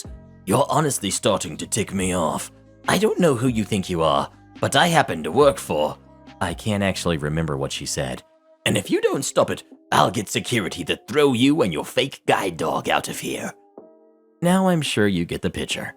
This went on for a good 5 minutes of her getting progressively more and more angry at the fact I wouldn't let her daughter pet my dog. The daughter was actually silent throughout the whole thing. I don't really think she even cared that much. The entitled mom, however, was another story. Eventually, she screamed out, "That's it! I'm going to get security. If you're smart, you'll be gone by the time I get back, or you'll regret it." I snorted at her small fit and heard her huff and storm off. By that time, my food had arrived, so I started eating. I didn't really believe she'd go to get security, but with entitled parents, you cannot be sure. About 5 or so minutes went by of me eating. I was enjoying my fries, browsing Reddit in bliss, but of course, she returned. I heard her stupid stomping from like 15 feet away, and she was raging on to an apparent security guard. Karen, look, that's her. You see? She's sitting there with a dog. She says it's a guide dog, but she's not blind. You have to kick her out. Dogs aren't allowed. I sighed and removed an earbud to prepare for the incoming ordeal. A deep male voice sounded from a few feet in front of me. He sounded rather harassed. Security guard 1. Miss, is this a service dog? Yes, it is. He's a seeing eye dog. I'm allowed to take him in here. I have a copy of the appropriate law if you need it. Security guard. No, that's fine. I know service dogs are allowed. This woman is saying you aren't disabled though. Is that true? Me. No, she's just angry I didn't let her daughter touch my dog. I honestly don't know why she cares. Because you're a liar. I told you, I have a blind cousin. Don't try to tell me I don't understand blind people, because I do. Me. I directed my attention to the security guard. I've tried to explain to her that one blind person doesn't represent all blind people, but she doesn't seem to get it. Could you please ask her to leave me alone? I just want to eat in peace. Security guard. So, you are blind? Me. Yes, I am. Security guard. Can you prove it in any way? Me. No. How could I do that? And why? Security guard. Well, it's just that she's saying one thing and you're saying another thing. I don't exactly know who to believe. But yeah, I see how proving you're blind doesn't really work. He spoke to the woman. Why is it exactly that you think she's lying? Entitled mom. Are you serious? Are you thick? Look at her eyes. They're not white or cloudy like blind people's are. She's literally looking at a phone. Security guard spoke to me. What's your response? Me. Maybe her cousin has those eye symptoms, but not every blind person does. Those symptoms are caused by diseases like cataracts, which I don't have. As for the phone, devices have been accessible to the blind for years. I find it surprising she has a cousin who is blind and doesn't know that. No, I saw you look at the phone. You were looking at it. Me. I have basic light perception. I can detect light. I direct my eyes to it out of habit because that's where my hands are occupied. Look, it's not my job to educate you on what you don't know. I spoke to the guard. Please, just ask her to leave me alone. I don't care if she doesn't believe me. You don't need to stand here and mediate a back and forth as if we're going to agree. I'd just like her to stop talking to me and leave me in peace. I'm feeling extremely harassed. Security guard. Yeah, I get that. It's just that I can't know for sure if you're blind, so she might have a valid point. Me. What? That applies to every blind person. How can anyone prove that? If she has no reasons for me lying, then shouldn't you give me the benefit of the doubt? Security guard. I don't know. She said her cousin is blind. She probably knows something about it. Me. I paused for a second. Wow. I'm not even going to bother. Look, if you're not going to get her away from me, then I'm just going to leave. Thanks for failing to protect a disabled patron. I stood up to leave, my dog getting up to guide me. I took a few steps and suddenly felt someone grab hold of my harness handle tightly and pulled me to a stop. Karen. Wait! I said I wanted you to let my daughter pet the dog. Then you can leave. Me. No! Get off my harness! Get off! Now understand, grabbing my harness is akin to someone taking away your eyes. She was impeding my means of navigating, so I panicked. This has only happened to me once before, and I panicked then too. I attempted to pull my harness handle back, all the while screaming, "Get off! Let go! Help!" And her screaming in my ear about. Actually, I wasn't exactly listening, as I was too busy screaming. But I assume it had to do something with her daughter.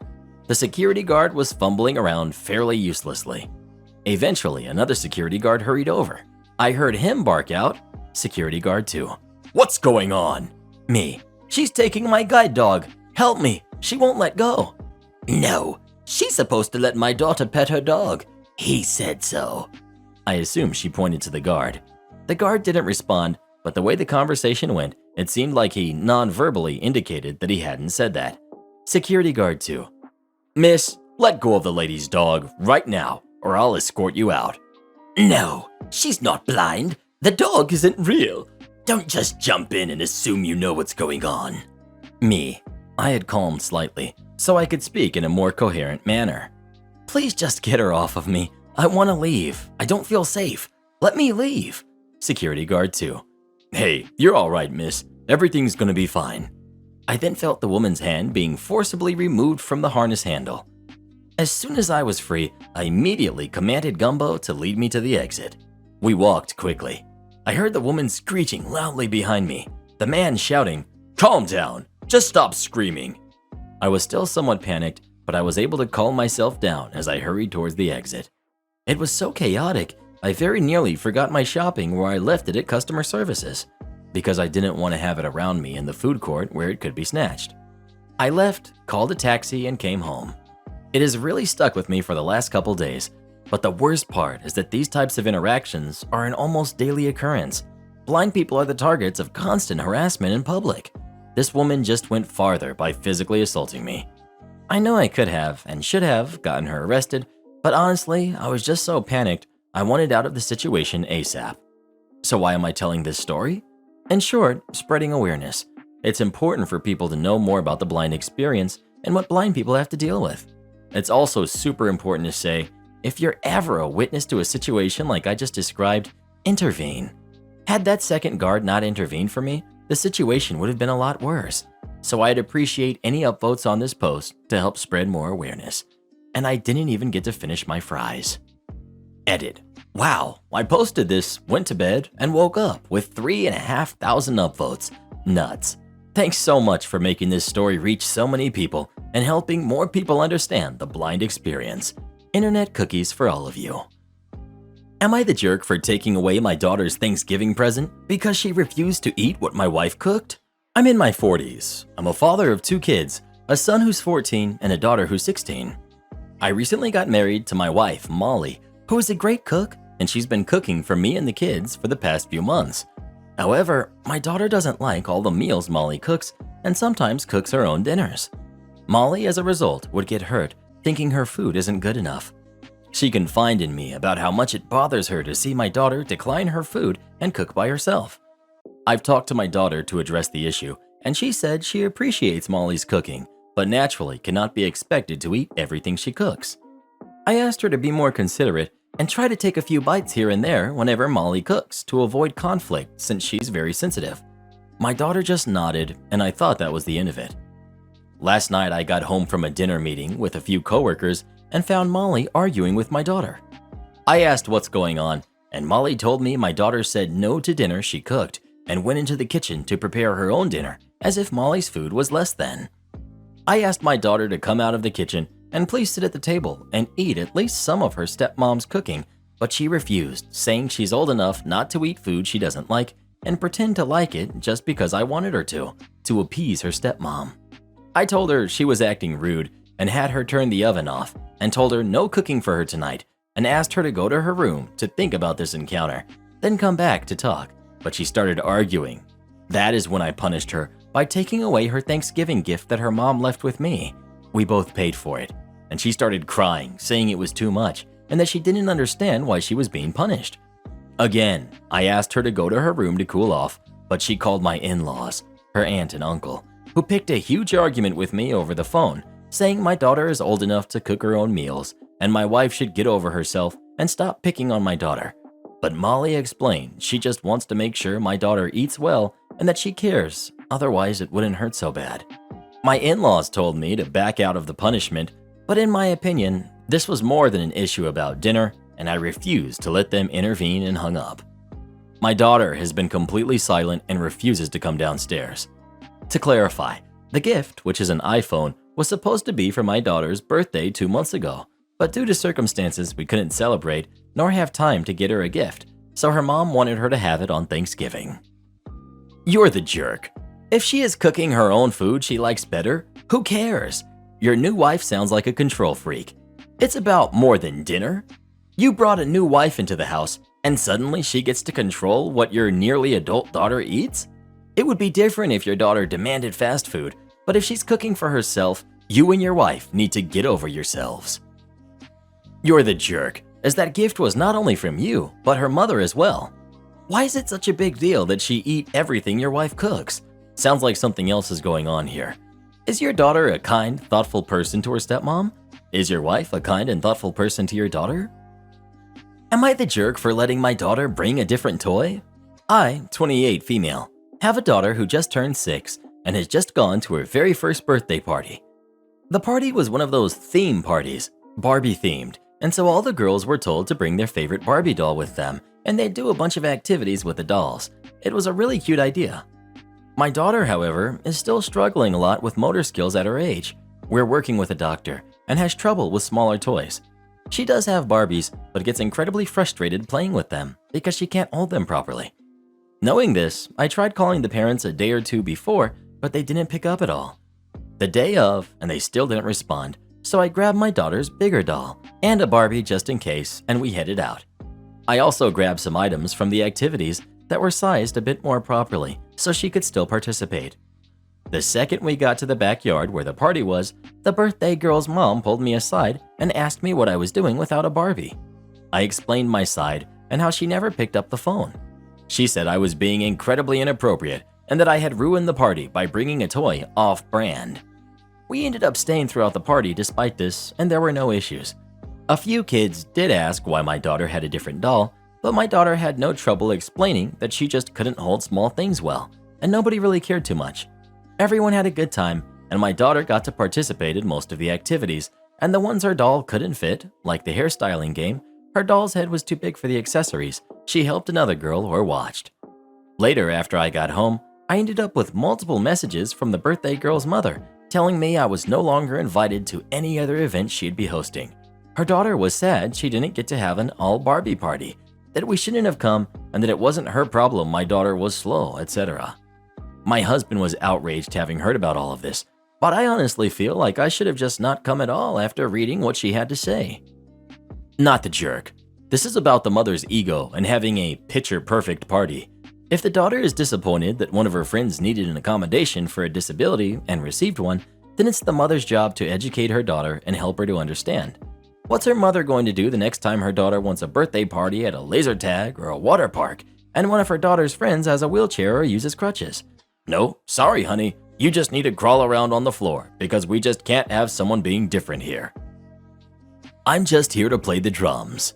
So I'm a musician. I was playing a gig at a bar. It's a casual bar in the city, so I was dressed to look good, but I wasn't wearing a tie or anything. It's casual. A friend of mine showed up, and during the set break, we both went outside to smoke and were standing to the side of the entrance. We're hanging out, chatting, and then this group shows up and I make eye contact with the woman leading them.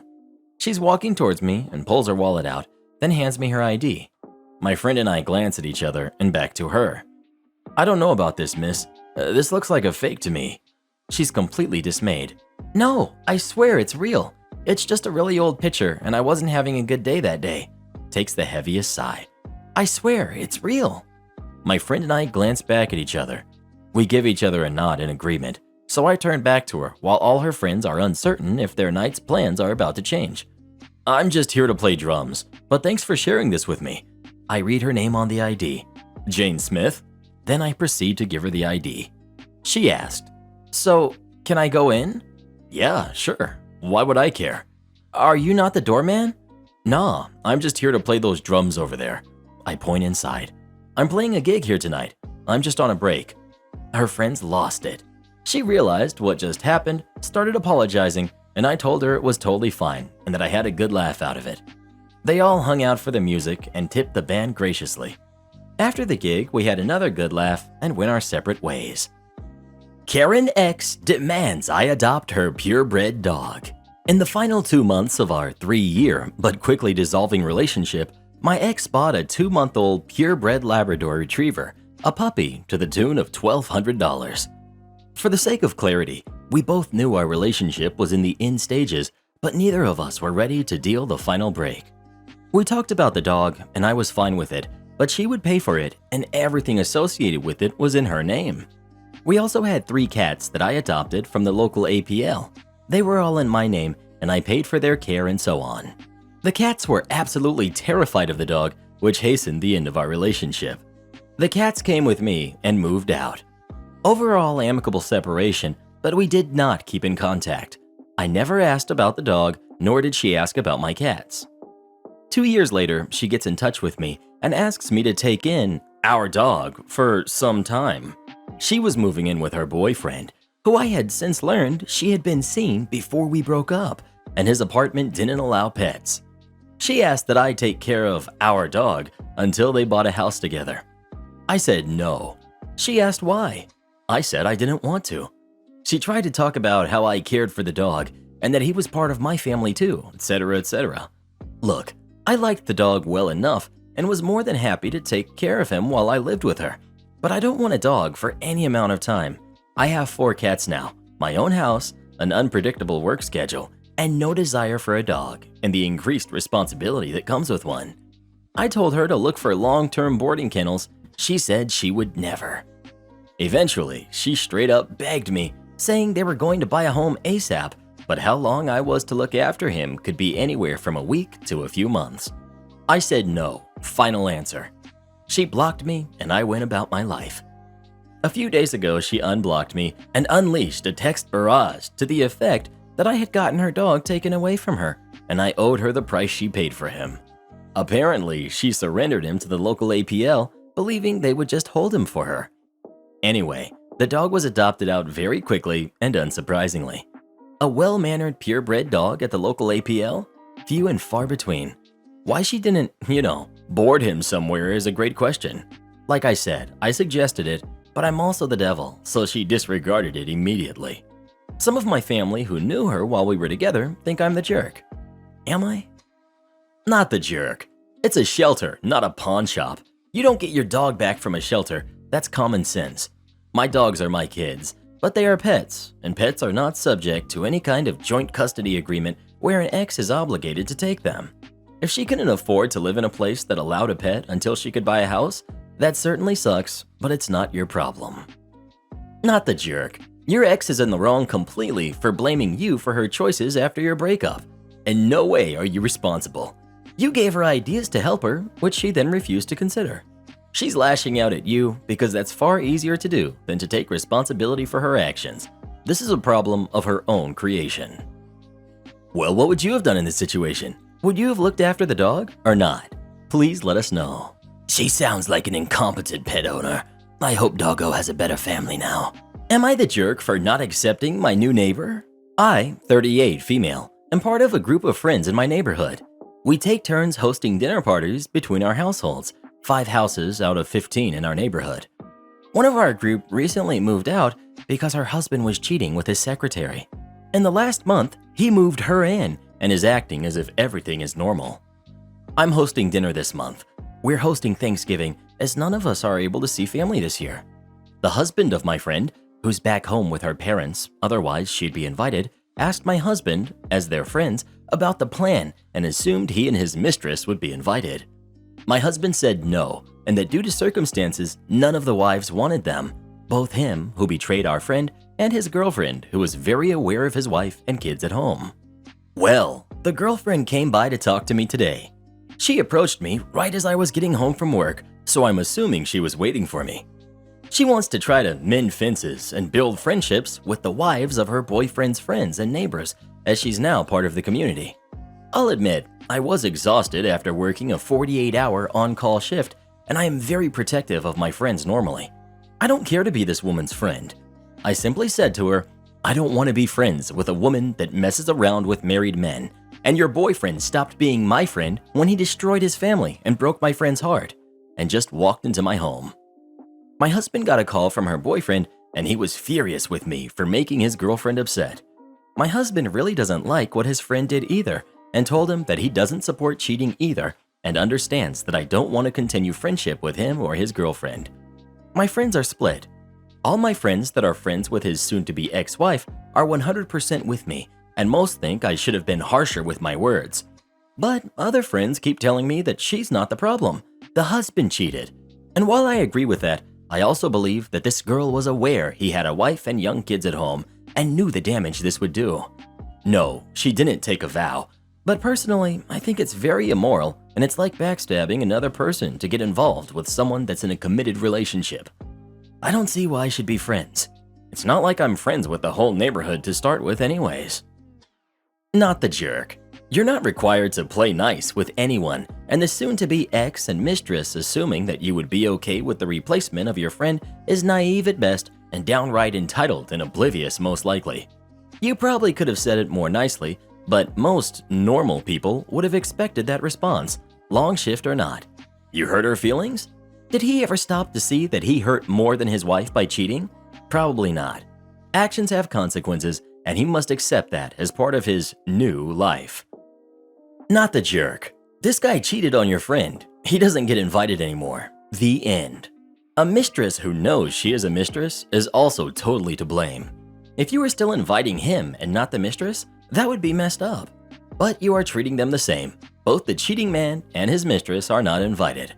Your friend saying he is the cheater is right, but it's not like you are only punishing her. You are cutting them both out. I don't blame you. Keep them both away from you. You're the jerk. I've been in a similar position as his new girlfriend, and let me tell you something. It's judgmental people like you that drive people to dark places. You have the opportunity to welcome this woman into your community, and instead you shun her? You have no idea what she's been through. I'm sorry your friend got her feelings hurt, but that gives you no right to treat the new girlfriend this way.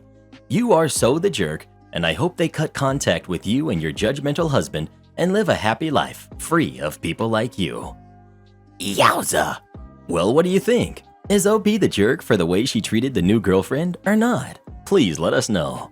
Home wreckers get no love from me, but neither do cheating jerks. Snow shoveling drama. I'm reminded of a story that happened while I was living at home. You may enjoy it. On mobile, and names have been forgotten, so I'm just gonna make them up. This happened in the late 90s, early 2000s for reference. My dad owned a snowblower. During the wicked weather this side of the Rockies, he would use his blower to take care of the sidewalks in front of everyone on both sides of our block.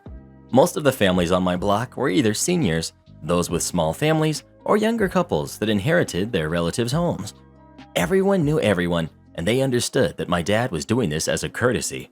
He was in his 50s and just trying to be a good neighbor. So my neighbors 2 doors down divorce and sell their house to a family from out of state. Fake name time. Picard sounds good. I know they were from a snowy state, but I don't remember where. They moved in during the late summer, close to the start of the school year. A couple months later, our state has a massive snowstorm. It would snow for nearly 24 hours for almost the entire winter. You would shovel and clear snow just to get another dump, and you'd have to keep going and going. We had something like 350% of average snowfall that month alone. So my dad is out there during the first big dump with his snowblower, just taking care of business as he's nice, and the third house down had an occupant that walked on arm crutches. He just made a path from our house to theirs, No big deal. Been taking care of this for a while now. He gets done and heads to work. He gets home late most nights, so he's not expecting anyone to be at the door as he walks in. Lo and behold, the Picards must have been watching out the window for him as they walk up to him and he opens the door. "Hey, did you shovel our walk?" "Huh?" "Our walk! The one that runs in front of our house." "Oh, yeah, I did your sidewalk." "Well, we're not paying you for this shoddy work you did. You sprayed our tree with snow." My dad is out of it after a 10-plus hour day, commute not included, so he's not getting what's happening. "I'm sorry?" "You should be. That tree is too small to handle that much snow blown on it. You need to blow it somewhere else." As my dad was one that religiously read city bylaws, he knew the time frame for removing snow and where you could put shoveled snow. The city doesn't allow you to blow snow into the street because it messes with the plow's ability to take care of the streets. But Mr. Picard insisted that he had to blow the snow elsewhere. Knowing what he knew, my dad directed the snow into the only other spot available, his driveway. A driveway that is almost 45 degrees down from the carport too, or so it seemed. Wicked steep either way. So the next day, the neighbor comes by to complain again. He didn't know that a small snowfall can get cars stuck in that driveway, let alone what we had plus his snowblower. His car got stuck halfway in the street and he had to get it towed out. If my dad were home, he could have saved them the tow fee, but Picard didn't know that. So Picard is fuming and saying he's going to do his own walk from now on. My dad tries to tell him he's just assisting the neighbor on the other side and he doesn't charge for being a good neighbor, etc. It's cold and my dad wants the door shut, but Picard doesn't want to step in and my dad doesn't have his shoes or coat. So Picard just says, "I know what I'm doing. I'm a grown man. I can deal with a little fluff." The next day, my dad knocks on the neighbor's door and tries to tell Picard about how strict the city is about snow removal and how he has 24 hours from the start of snowfall to get things removed, etc. He wrote down a website where he can go to read the rules, but Picard didn't take it. The city was constantly driving down our block for reasons I won't go into here. The Picards were doing a semi-sufficient job manually shoveling snow away properly. But then, October in my state has a big teachers' conference, and most families go out of town for a late camping or early hunting trip. So did the Picards. They are gone for 4 days during the worst storm of the season. They hadn't arranged to have the walk shoveled, and the snow was piling so high, city inspectors came out. Parents and neighbors complained to the city that they couldn't walk down our street. It was so obvious that the walks were being taken care of, so why not theirs? The city posted a 48-hour compliance notice, but it would be 72 before the Picards got back to town. The city charged them with hazardous conditions and failure to maintain property accessible to the public. On top of the labor fee to shovel the walk, it was like $350 easily. The city kept a watchful eye on the property for the rest of the winter for any issues from then on. Once the city has you on their radar, it's hard to be done with them. The cherry on top of the entire situation, there's a knock on the door in early November, same year. One of the Picard kids handed my sister an envelope and just walked away. We gave it to my mom, and inside there's a note saying something like, "This is for the shoveling you did already." There was a $100 bill inside. My family tried to return it, but they never answered the door. So we used it to take our large family out to our favorite buffet later that week. Thank you, Picards, for paying for a free service. We spent it well. You want me to push the pallet all the way in? Okay. Background. This happened earlier today at the grocery store that I work at. I work in the produce area, and when we are done with our boxes, we take them to the box crusher. And then when that is full, it has to be tied up and put out on a pallet to be sent back on one of the trucks we get. We call this a bale for future reference. When I went down there to crush my boxes, the machine was full, so I had to empty it. Me and a couple other coworkers finished tying up the bale, and I grabbed the electric-powered pallet jack, since it's easier to use for something as heavy as a bale, and pick up the bale to put it on the truck. Now, since this is the weekend before Thanksgiving, the store is busy as heck, and because of this, there were some grocery pallets on the truck still. Most were on the right side, but there was still one pallet on the left, the side I was putting the bale on. One of the people who helped me tie the bale, we'll call him Tim, says to put it in front of the pallet on the left and he'll deal with it later. I say okay and put it there. Now another guy, we'll call him Derek, comes up to me after I put this bale on the truck and says that I can't put it there since it's blocking the one pallet of stuff, and that I need to take the bale back off, move the grocery stuff out, and then put the bale back on again. I tell him that Tim said to do it like that, and he basically says that he doesn't care and that I need to redo it. A little annoying, but whatever. I start to rearrange things to his liking while using the electric power jack. He asks if I've been certified to operate the power jack. You need to be certified to be allowed to use it. And I say in a very passive-aggressive manner, yes, I have been. Thank you.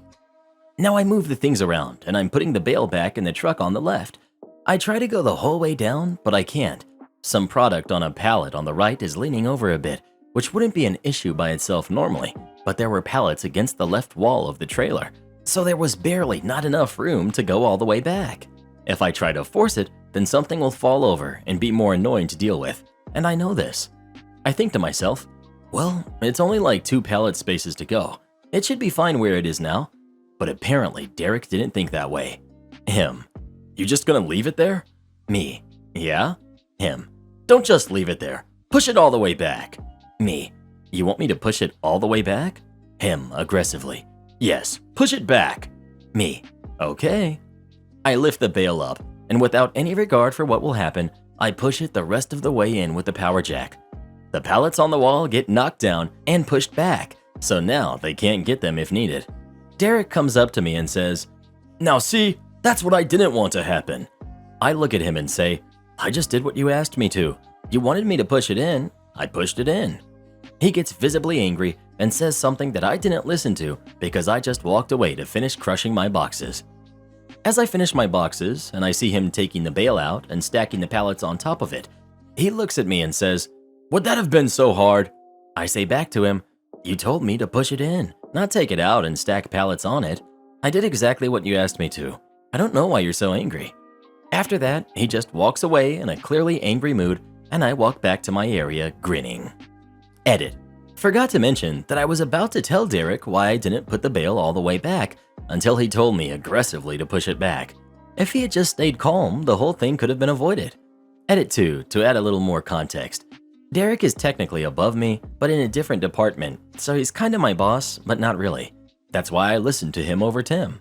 Also, Tim isn't equal to me in that department, but I work with him way more often than I do with Derek, which is why I trusted his judgment to just throw the bale on the truck to begin with. Tim left the back room after he told me to put the bale on the truck, so he wasn't there to tell Derek that he'll get it, though I don't think that would have made a huge difference. Am I the jerk for kicking my husband out of my parents' house after how he reacted to my sister's pregnancy announcement? First thing I'm going to say is my sister is my best friend and supporter, and I have so much love and respect for her. My husband, 33, developed a compulsive urge to tell jokes and funny stories. He literally laughs in people's face whenever he gets the chance to act funny, though he never finds others' jokes funny and gets offended by any attempt to get him to laugh. He, more importantly, is blind since he was 11. You do not want to hear how it happened. All I'll say is that he had had a rough childhood and it's impacted his adulthood. We were at my parents' house where the family gathered as my sister requested to make an announcement. We were sitting when my sister announced she's expecting. Everyone congratulated her except my husband, who sat there and out of the blue said, "So, who's the daddy?" The room went all quiet, except for my cousin's husband, who laughed. My parents and sister were in shock. He continued, "I mean, I could go ahead and start making guesses, but I'm not going to say names now, am I? Things will then get really awkward in here." Followed by an awkward laugh. Everyone was flabbergasted, and I was very upset. My sister excused herself out, and family watched as I started yelling at my husband that he was out of his mind to make such an awful comment towards my sister and humiliate her like that. He then said relax, he was just messing with her, but I told him to get up and get out. He picked an argument, saying, "Come on, it was no big deal, and my sister can't take a joke," and I obviously overreacted, but I loudly told him to leave immediately. He tried to get my parents involved, but I told him to leave right then. He slowly made his way out while still arguing, but I refused to let him speak. My sister had already left, and I tried to call her as my husband waited outside for someone to come pick him up.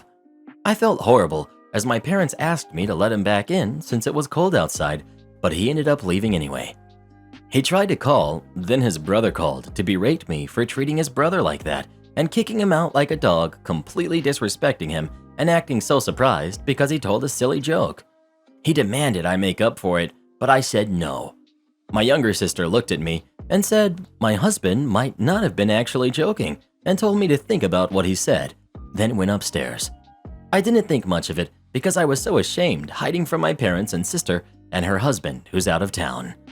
My husband's family are livid. ETA, a few things.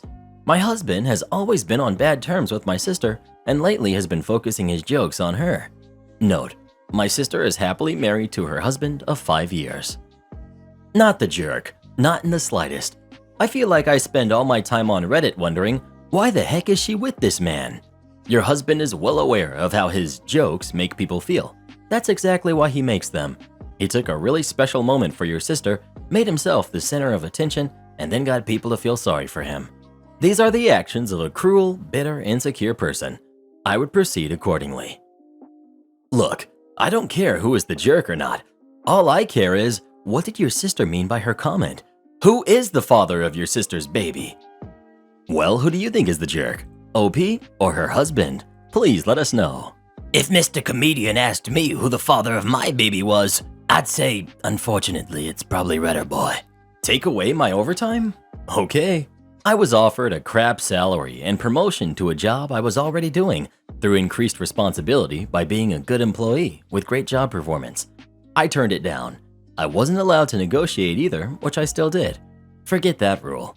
The counteroffer was still far less than median, which was the lowest I would go, as I did a good job. It doesn't look good when employees refuse promotions, and nearly every manager in the company knows me. I'm the supply guy after all. So they tried taking my overtime away. They had to be gunning after my pride and performance and not wanting to be fired. To note, I live a simple life and don't care for the money, but my friends in the company are in similar positions and have families and need the money. I can get another job easy enough that pays enough for me to live off of. I turned it down because it's not a lot of money to a big company and don't want to fuel mistreatment of its employees, my friends. I complied with no more overtime, but I told them I needed the overtime to do a good job. As a supply guy for a large company, I order millions of dollars of supplies throughout the year. I didn't have time to negotiate big orders anymore. HR didn't care, and my director boss didn't think I'd let my job performance drop. I started doing bare minimum with my HR-provided copy and paste job description and only 8-hour days. I sucked. I did the role above my job title to begin with, but they would never acknowledge this or they'd have to pay me for it. So now I was spending over $20,000 more a month than I used to. Boss knew, but what could he do? He messed up. I'm the only person in the company with knowledge that can only be gained through experience to do the job. I'm also critical to many operations. This is small figures to a large company, and it's not like my boss and HR would tell people they messed up in my handling. He also spent the personal budget on hiring his friend to be a director, so I heard later. So I stuck around until I had trained a replacement, since I don't want to leave on a bad note, since my great friends I made in the company are the managers I worked with daily for years. So then I left. It would be a bad story if this was all. When I left, a lot of people were curious why. My friends, nearly every manager, weren't afraid to talk as my boss wasn't their boss. Without going into detail, I'm popular in my company for lower level workers. I've saved the day a few times and do all I can to make their jobs easier. Due to other complaints with HR and poor pay, me leaving fueled their discontent further to a noticeable performance level. This prompted an unofficial investigation by other directors. Our COO was the likely core of the problem. He hired my boss, his friend, and had a say in the HR director's hiring. Other directors soon drove them out, as it's hard to like a job when your employees and coworkers hate you. The HR director still works there and causes problems, but she no longer has a say in pay levels. A few managers and good employees got raises. There's still a lack of base pay though, if you ask me.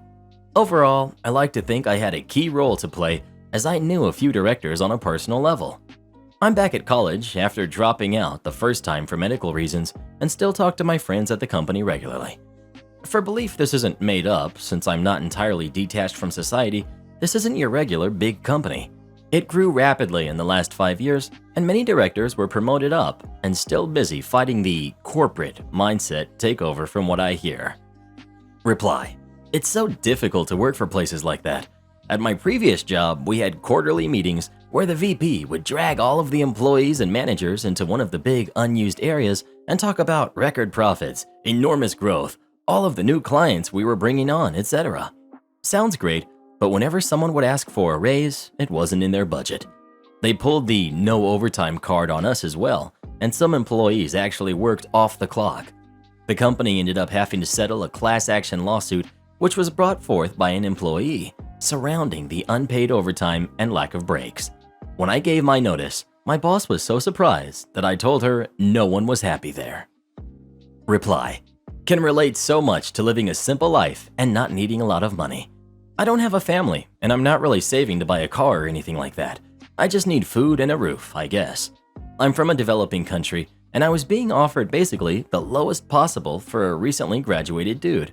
I said no thanks, because I'd rather not have a job than work my butt off for pennies. After not even 2 months, I found freelance work online for an American company, and I'm doing very well.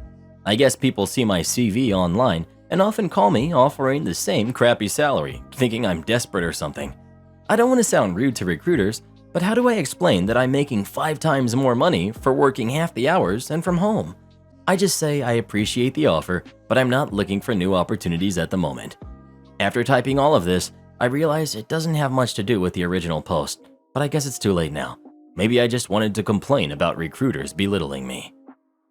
Am I the jerk for admitting I don't like my brother's girlfriend? My brother, Steve, has been in a relationship with his current girlfriend, Daisy, for around 1 year. And this time, I've only met her a handful of times. My brother was previously married to a woman, Louise, for 10 years, and they have 3 kids together. I met Daisy for the first time in April this year. She seemed friendly at first, and we chatted, getting to know each other. Second time, we went out for a meal, and she was unnecessarily rude to the waitress, demanding things and not saying please or thank you.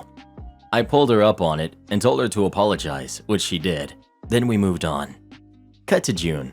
I was sending out my wedding invites and invited Steve and Daisy, but I also invited Steve's ex-wife, Louise. I asked Steve if he had any issues with me inviting Louise, and he said none at all because they co-parent very well and very much are still friends. I've known Louise for 15 years, and just because she's now divorced my brother, I still very much see her as part of the family. A couple of weeks went by, and I get a message from Daisy. I've only met her twice at this point, asking me to uninvite Louise or she wouldn't come to the wedding. So I just replied, "Okay, no problem. It's your choice not to come to the wedding, but I won't be uninviting anyone." Daisy didn't like this and declined to come. Skip to the day before the wedding. Louise didn't come due to lockdown. So Steve told Daisy, and Daisy eventually came. I didn't care if she was there or not. I didn't really spend much time with her. A few weeks after the wedding, my mom organized a girls' get-together, and Daisy was invited too. This is my 4th time meeting with her at this point. There were around 10 of us, and we were having fun and having a few drinks. Daisy just starts shouting at me for being inconsiderate for inviting Louise to the wedding and not considering her feelings. I was just honest. Instead, I only met her twice before the wedding, and I didn't really know her, Daisy, and I only invited her because she's my brother's girlfriend. It also doesn't matter if Louise was invited because it was my wedding and I could choose who to invite. If I had to choose to invite Louise or her, Daisy, then I would have chosen Louise because she has been a part of my family for a long time. I didn't really speak to her since this incident, and I saw her yesterday at a family meal. Daisy asked me if I liked her, and I said, based on my interactions with her, that I didn't like her and didn't think we could get on, but happy to be civil. I just don't want a friendship with her. A few hours after the meal, I got a message from Steve asking why I didn't like her.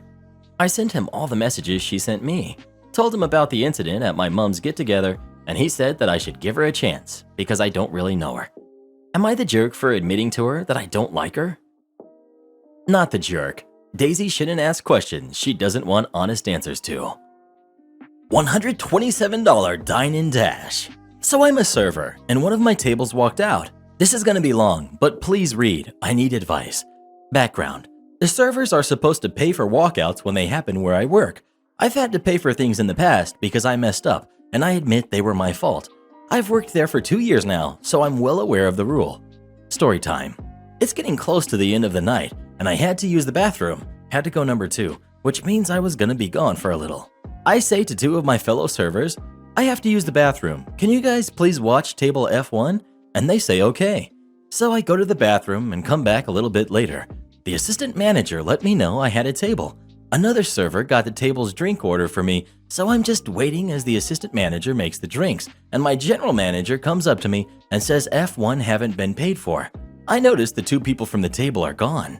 Before I went to the bathroom, the table asked for their check, so I go to see if they left the money, but it was empty. Me: there's no money. GM: well, you have to pay for it. Me: I don't think I should have to pay for this because I asked 2 other servers to watch my table. GM: you signed the paper, so you have to pay. You know the rules.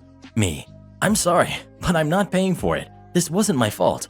I walk away so I can continue to take care of my other table. Then maybe 15 minutes later, I pull my assistant manager to the side. Me: look, I follow the rules. You guys, my managers, have always said if you step out, let someone know so they can watch your table, and that's exactly what I did. So I'm not paying for it. Assistant manager: well, that's not fair to everyone else, and you signed the paper. Me: GM said that too, and I don't know what paper you're talking about. Assistant manager: the paper that says you have to pay for walkouts regardless of the reason. It was passed out a while ago. Me: I never signed that because I was never given one. Well, it has to be paid for. It was your table at the end of the day. It's your responsibility. Me: I was having a human bodily function. How can I be held responsible when I let others know? Well, you didn't tell me, but we can't put you on the schedule until it's paid for. Me: well, this might be the last time we work together because I'm not paying for it. In the end, my GM gave me a speech about how I've been working there for 2 years and that I'm a good employee and I should get more trustworthy people to watch my tables. Secretly, he took some of the money off the order and told me not to tell the other servers, but I still have to pay $100 overtime like a payment plan. I just want to know if I was in the wrong for not wanting to pay it. Obviously, the other 2 servers could have been held accountable as well, but I didn't want to have my coworkers hate me. At this point, I'm just going to pay it off and work until I find a new job, because this place is far from perfect, but this whole thing has completely upset me. Karen stole my car. I've been with my wife for 4 years. I have a 20-year-old daughter, and she and my wife were never able to form a strong bond, and one of the reasons for that is distance. My wife did try to get close to my daughter in the past, but my daughter claimed she was just attempting to control her rather than have a respectful relationship with her. They had past issues, but now get along a bit. My daughter was visiting for Thanksgiving and brought her Honda car with her. I was out of the house when my wife, whose car had been sitting in the garage for a month now, took my daughter's car keys without her permission while she was showering and left in it for nearly 2 hours. My daughter called me as soon as she got out of the bathroom and was freaking out, saying neither her car or my wife were there. I tried to calm her down as I tried to get a hold of my wife, but she did not respond. We at this point figured my wife took the car but did not know where she was or when she was coming back. My daughter searched my wife's closet, then called the cops and reported her car taken. She called back to tell me my wife's closet was half empty and cops were called. I got off work and went home immediately, and on the way home, my wife called, crying. She just got picked up by the cops at Walmart and was brought into the station. I went over there and met my daughter there. We discussed what happened, and it turned out my wife took the car to go do some shopping and left my daughter a note in the kitchen to let her know since she doesn't have her number, and took clothes from her closet she packed earlier in the morning for church donations. But my daughter thought she ran away and told the cops that this woman, my wife, ran away with her car. My daughter got her car back, and my wife was let go after filling out a form.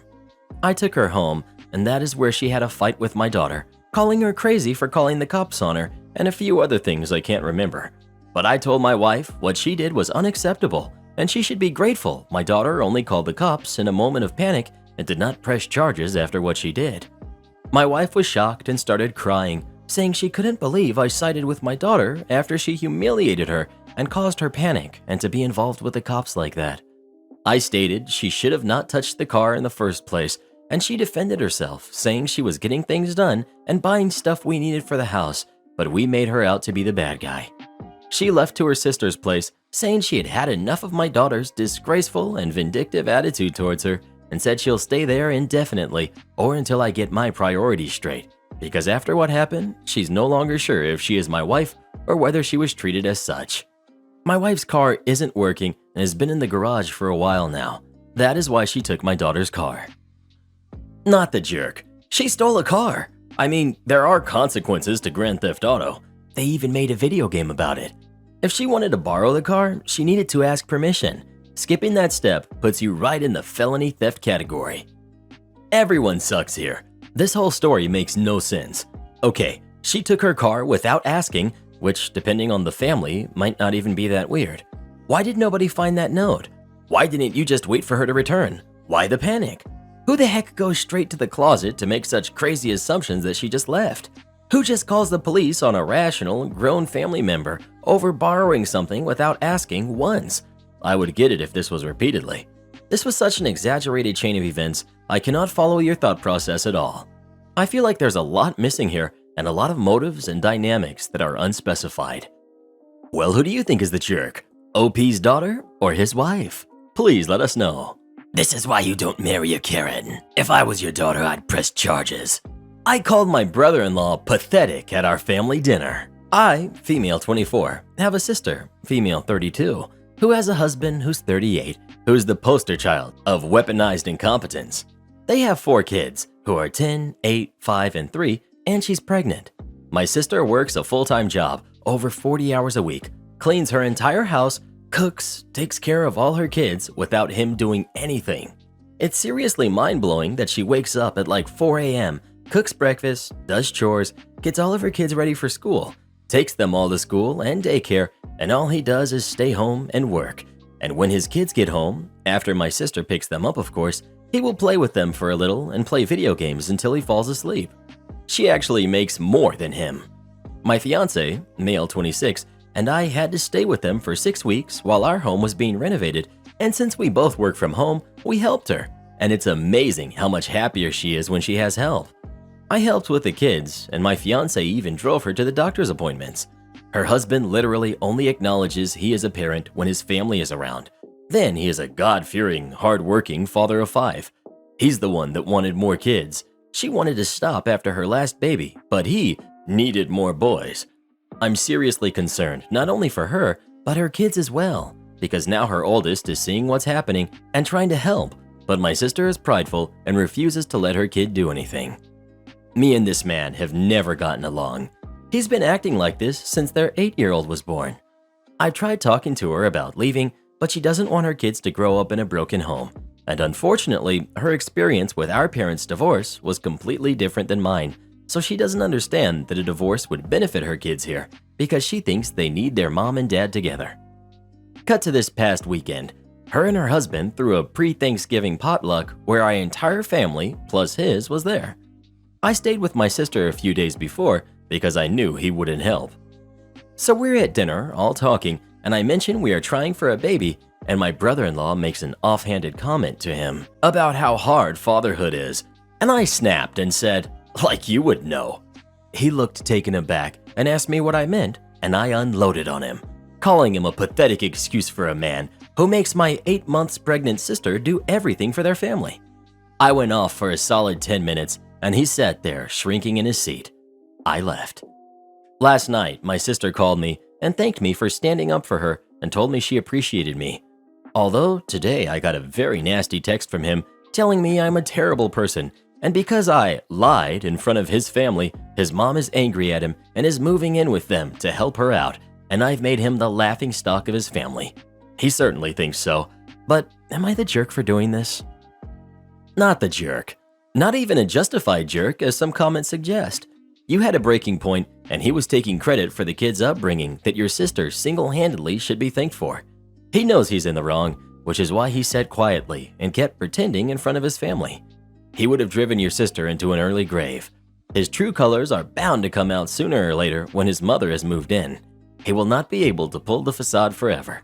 When that happens, he will either have to change properly or risk losing the support of his family. All of it is starting with you speaking up for your sister against his lies. Well done. Well, what do you think? Is OP the jerk for calling out her brother-in-law or not? Please let us know. That guy sounds even more worthless than you, Reddit boy. Am I the jerk for making my cousin angry at her husband for not getting her pregnancy cravings for her? I've had a lot of weird and oddly specific pregnancy cravings. So far, my husband has gotten me every single one without fail. A few days ago, my cousin, who is also pregnant, and her husband were visiting. While they were here, I got this random craving for these brownies I had from a bakery in France. I mentioned it to my cousin and her husband because I wanted to know if she was also having these oddly specific cravings. She told me she did, and it was horrible because her husband almost never got them for her. I said that wasn't nice of him, and I would be upset if my husband acted like that. Her husband got defensive and said he actually got her the food she was craving a lot, and that there was a limit to how many times he should be expected to run around after the food she was craving. He kept telling me my husband wouldn't get me my French brownies. We live in Europe, but not France, even though I knew he would, because I've had even more ridiculous cravings before, and he found a way to get them for me. I told him I would ask my husband since he never believed me to prove a point, and he was so confident that my husband would say no, which he obviously didn't.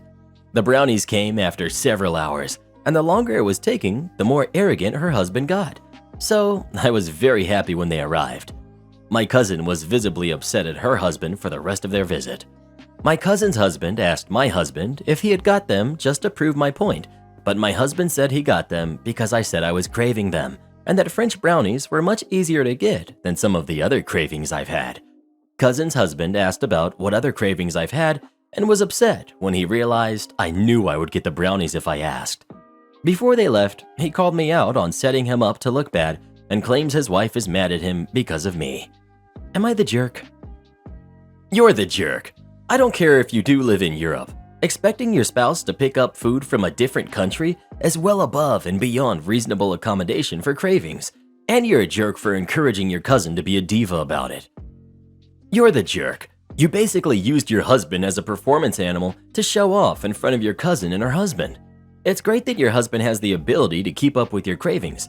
Just because someone else may not have the same ability doesn't make them a bad husband or lesser husband.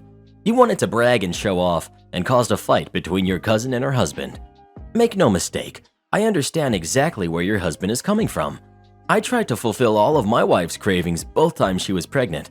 I would have been upset with her had she used me as a pawn to try to gloat or make someone else look bad though. Instead of appreciating your husband and his efforts, you use him to show your cousin how much better your husband is than hers. Good for you, I guess. Everyone sucks here. Good lord. The whole lot of you just sound insufferable, except your cousin. Cravings are totally a thing, but what a weird flex for you to prove how terrified your husband is of you to make him leave the country to get some brownies. Not brownies in general, mind you, which would be honestly a reasonable request, but an extremely specific thing that sounds like required momentous effort on his part to satisfy. And for what? So you could make her husband look bad? Granted, it sounds like her husband could be doing more to help her, but you're just way over the top, and I don't get why your husband is on board with this. Not the jerk. To be honest, I would do the same thing. As men themselves will never have to be pregnant, the least they can do is run a few errands here and there. They've basically had it made since the dawn of time. If he's too much of a baby to run to the store for a pregnant woman, I don't know why you'd stay with him, to be honest. And lol at everyone who was triggered by this story. If it legit made you upset, you are literally part of the problem and should seriously check your privilege. Well, what do you think? Is OP the jerk for treating her husband the way she did, or not? Please let us know. Hope you've got your plane ticket, Reddit boy. I'm in the mood for some German brownies. You got your big day. Now you have to deal with the consequences. I'm 29, female. My brother, who's 31, and his wife, who's 34, got married 2 months ago. They had a destination wedding. Unfortunately, none of our side, except a cousin, could attend due to multiple valid reasons, which I list a short few. Grandparents, 95, 98, and 89. They're too old. Our parents, mom has breast cancer and dad takes full care of her. Me and our youngest brother's girlfriend, heavily pregnant/newborn. Our older brother and aunt, busy doctors who have to be extra careful. Everyone else either couldn't afford it or couldn't afford to take 2 weeks off. We tried to explain to them the situation months before the wedding, but were hit with, our wedding, our rules. Don't like it, don't come. We asked to be able to help in any way we could, but a few weeks before the wedding, their attitudes changed. We were told they'd prefer to go low contact because we weren't coming to the wedding, which meant we didn't support their marriage. I even begged to pay for the bridesmaids' dresses, but my brother told me he didn't want my money. He wanted me at his day. I tried to explain to him his wedding was 4 days before my due date. He ended up screaming at me, calling me a spoiled, entitled brat, then blocking me. They did similar stuff with everyone else. They even went as far as getting my extremely sick mother upset to the point my father stopped talking to my brother. So onto the situation. After months of passive-aggressive posts on social media and bride/groomzilla tantrums, they wanted to make up with everyone due to my mother finding out extremely heartbreaking news. 6 months left. We all ended up having dinner at my family home tonight, with everyone being extremely cold to my brother and his wife. No one really cared to listen to about their wedding, nor looked at their photos. My brother ended up getting us, the siblings, alone to ask us why we were being jerks. My youngest brother told him tonight wasn't the time, then walked out. Oldest brother said when mom passed, he would never speak to him again, but due to the fact I'm his only sister, he seems more mad and upset at me. I told them, "You got your big day. Now you have to deal with the consequences." My brother and sister-in-law got extremely upset, then left. My mother asked what happened, but we told her he had an upset stomach and needed to leave. My brother sent me a heartbreaking email afterwards on how he felt so rejected that we weren't at his wedding nor apologized afterwards. Sorry for my bad grammar, but with the news of my mom and having a newborn, plus the situation with my brother, my mind is like a noodle right now. Not the jerk. Your brother and his wife obviously had grand visions for their wedding and seemed to be entirely tone-deaf about the viability of those visions. That's not your fault or issue. They seem pretty immature. Not the jerk. OP, I am so sorry that at this time when you should be celebrating the birth of your child, you have to deal with your mother's bad news. My mind is totally blown that your family meets while everyone is digesting the news that she only has 6 more months and your brother and sister-in-law want to discuss their wedding. Get you and your siblings alone, not to discuss your mother, but his hurt feelings. Maybe he'll grow up someday. Someone thought maybe sister-in-law was trying to alienate him from his family, but it sounds like he's stuck in a me stage of life. Am I the jerk for choosing to live in a city which will make it nearly impossible for my ex to see his kid? I, 28 female, got divorced from my ex-husband, John, 38 male, of 6 years in June this year. In 2019, I was diagnosed with PCOS after having multiple treatments and many complications, was told that I probably wouldn't be able to have a baby naturally. We'd been trying for a baby for 3 years, and as expected, this devastated us. Our marriage suffered, because while I eventually made my peace with the situation, John couldn't seem to get past it. I suggested fostering and adoption, but his heart wasn't in it anymore. After months of hostility, zero intimacy, and withdrawn affection, I asked for couples therapy. He responded that he'd rather have a divorce. He said he had been checked out for a while, and there was no point dragging things out. I was heartbroken, and it didn't help that I was stuck living with him throughout the lockdown. I eventually accepted the end of our marriage, and as we went through the divorce process, I prepared for the move back to my hometown across the country. Shortly before I moved out, we hooked up. I know. It was an impulsive mistake, and he made sure I knew it meant nothing. Anyway, I eventually moved back, and it's been wonderful. I'd forgotten how much I love being near my family and friends. I was slowly adjusting to single life when I found out that I'm pregnant. Yup, I know, right? What are the chances? I told John about the pregnancy, and he was over the moon. But for some reason, he assumed that I would be moving back to live with him. When I told him that I have no intention of moving back, but rather raising our child in my hometown, he lost his crap and accused me of trying to keep our child away from him out of spite. I told him that he could move if he wanted to be closer to his kid, but he insisted that he wouldn't be able to find work out here, that it made more sense for me to move back because I've only been at my new job for a few weeks, and it wouldn't be as much of a sacrifice as leaving the job he's had for 11 years. He offered to pay for the move, a new apartment, etc., but I turned it down and explained that if I stay, I'll be able to keep working because my family is here to support me, and that my mom and sisters have already been such a big help with finding a place to stay, preparing for the baby, seasoned mom advice, moral and emotional support, and so I feel much more confident having them around. If I moved back, I would essentially have to be a stay-at-home mom, which I really don't want.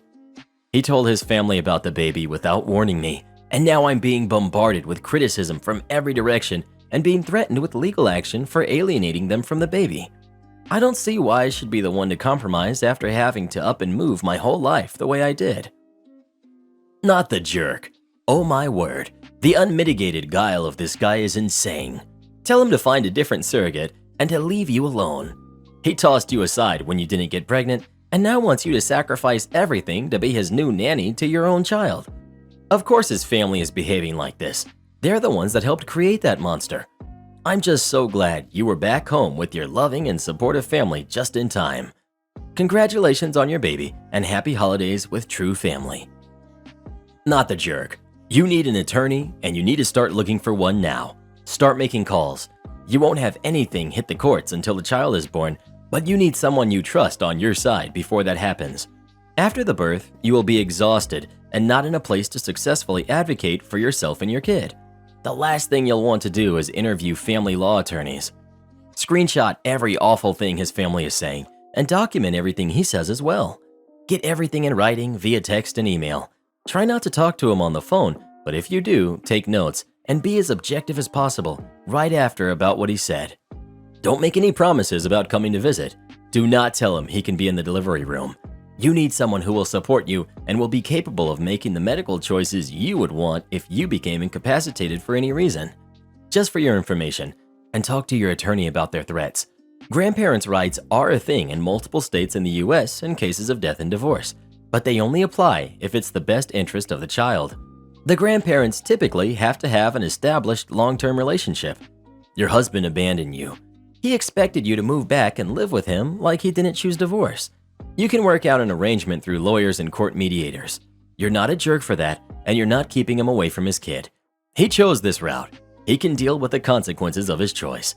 Don't let them bully you into anything. Edit. I'm not a lawyer. I worked in a directly related field for a long time.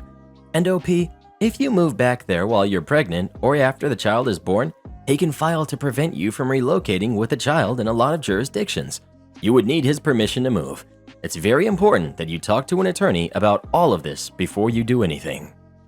The problem child and the PTA parent. I had to switch high schools my senior year, so I was just finding my footing with a lot of people who had known one another since kindergarten, since the school itself was attended solely by the kids of one small town. I first remember seeing Betty, not her real name, doing something she was apparently famous for, running into people and not stopping. Let me describe this for the full effect. Betty had a habit of expecting everyone and everything to move for her. So if she was walking down the hall and you were at your locker, she would ram into you full force, stumble back, and then immediately do it again, and again, and again, until whatever she was running into moved or she tripped over it.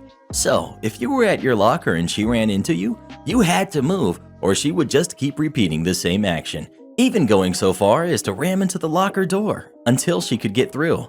She even went so far as to step on you if you fell to the floor during this.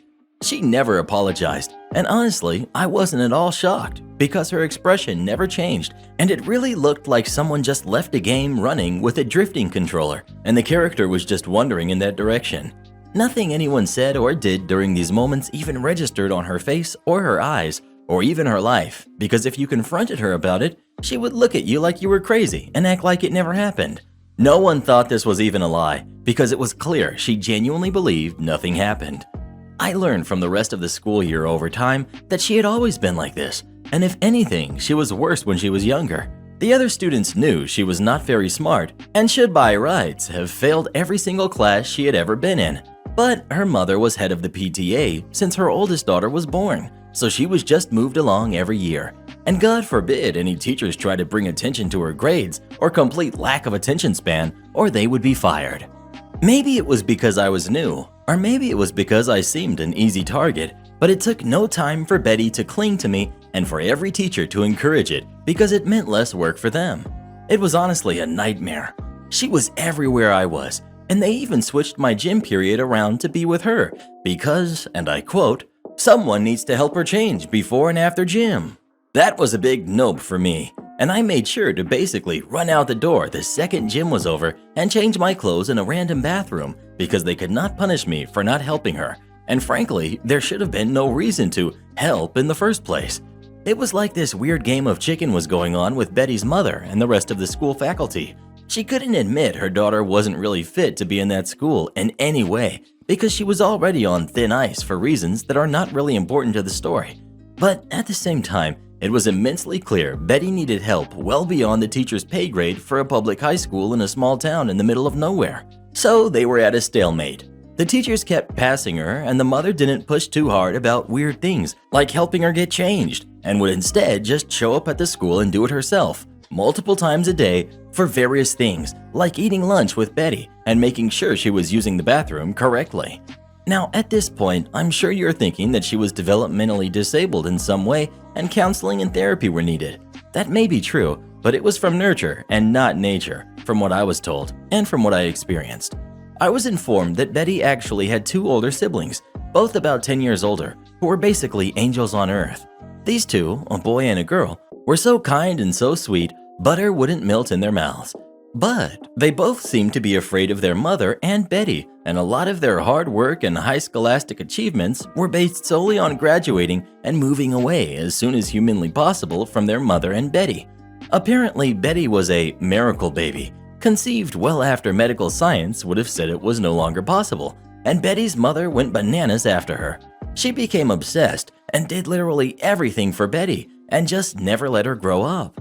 She was never punished, never learned how to problem solve, and never learned how to think independently because why would she need any of that when mommy was here to do all those boring things for her? Add all of that with the mother's place in the PTA, and Betty had never done homework or taken a test of any kind at any point in her 12 years of school.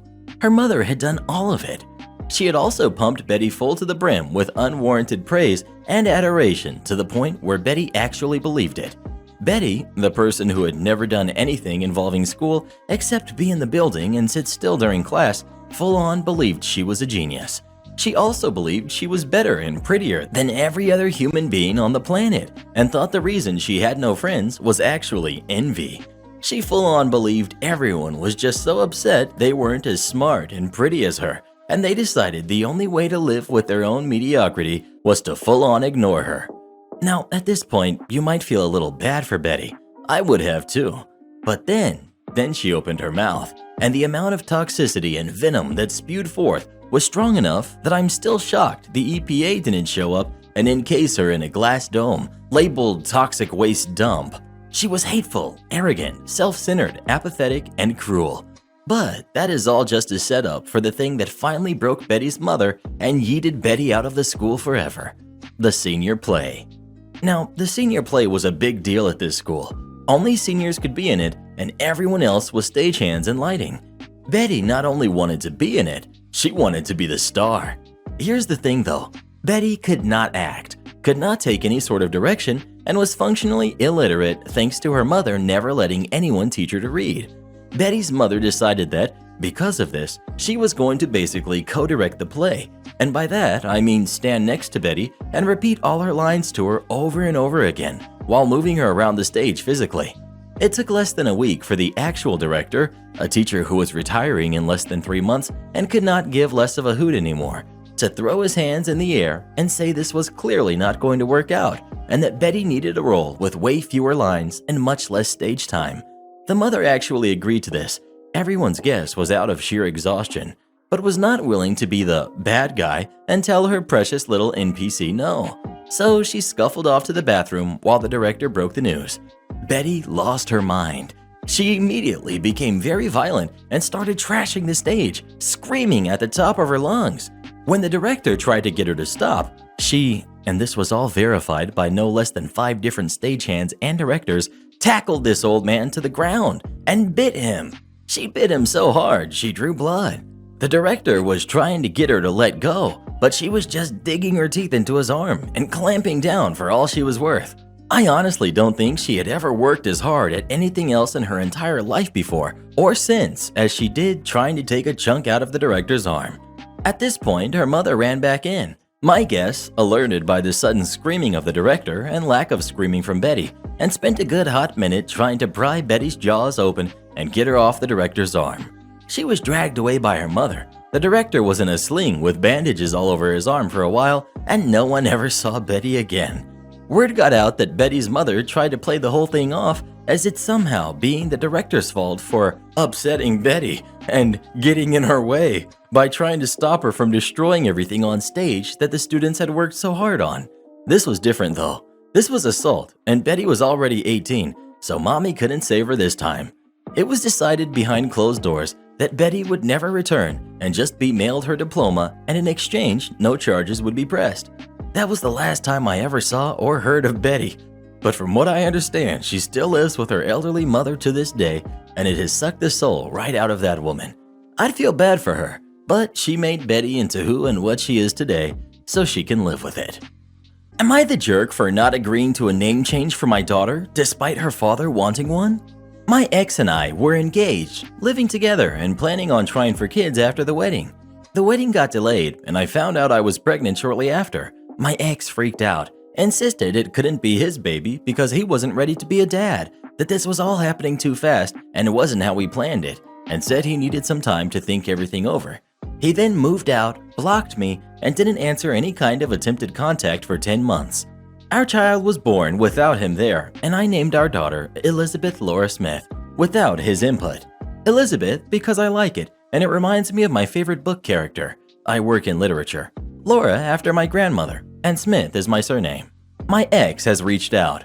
He said he waited this long because he wasn't sure how far along I was when we were together, but he figured the baby had to have been born by now.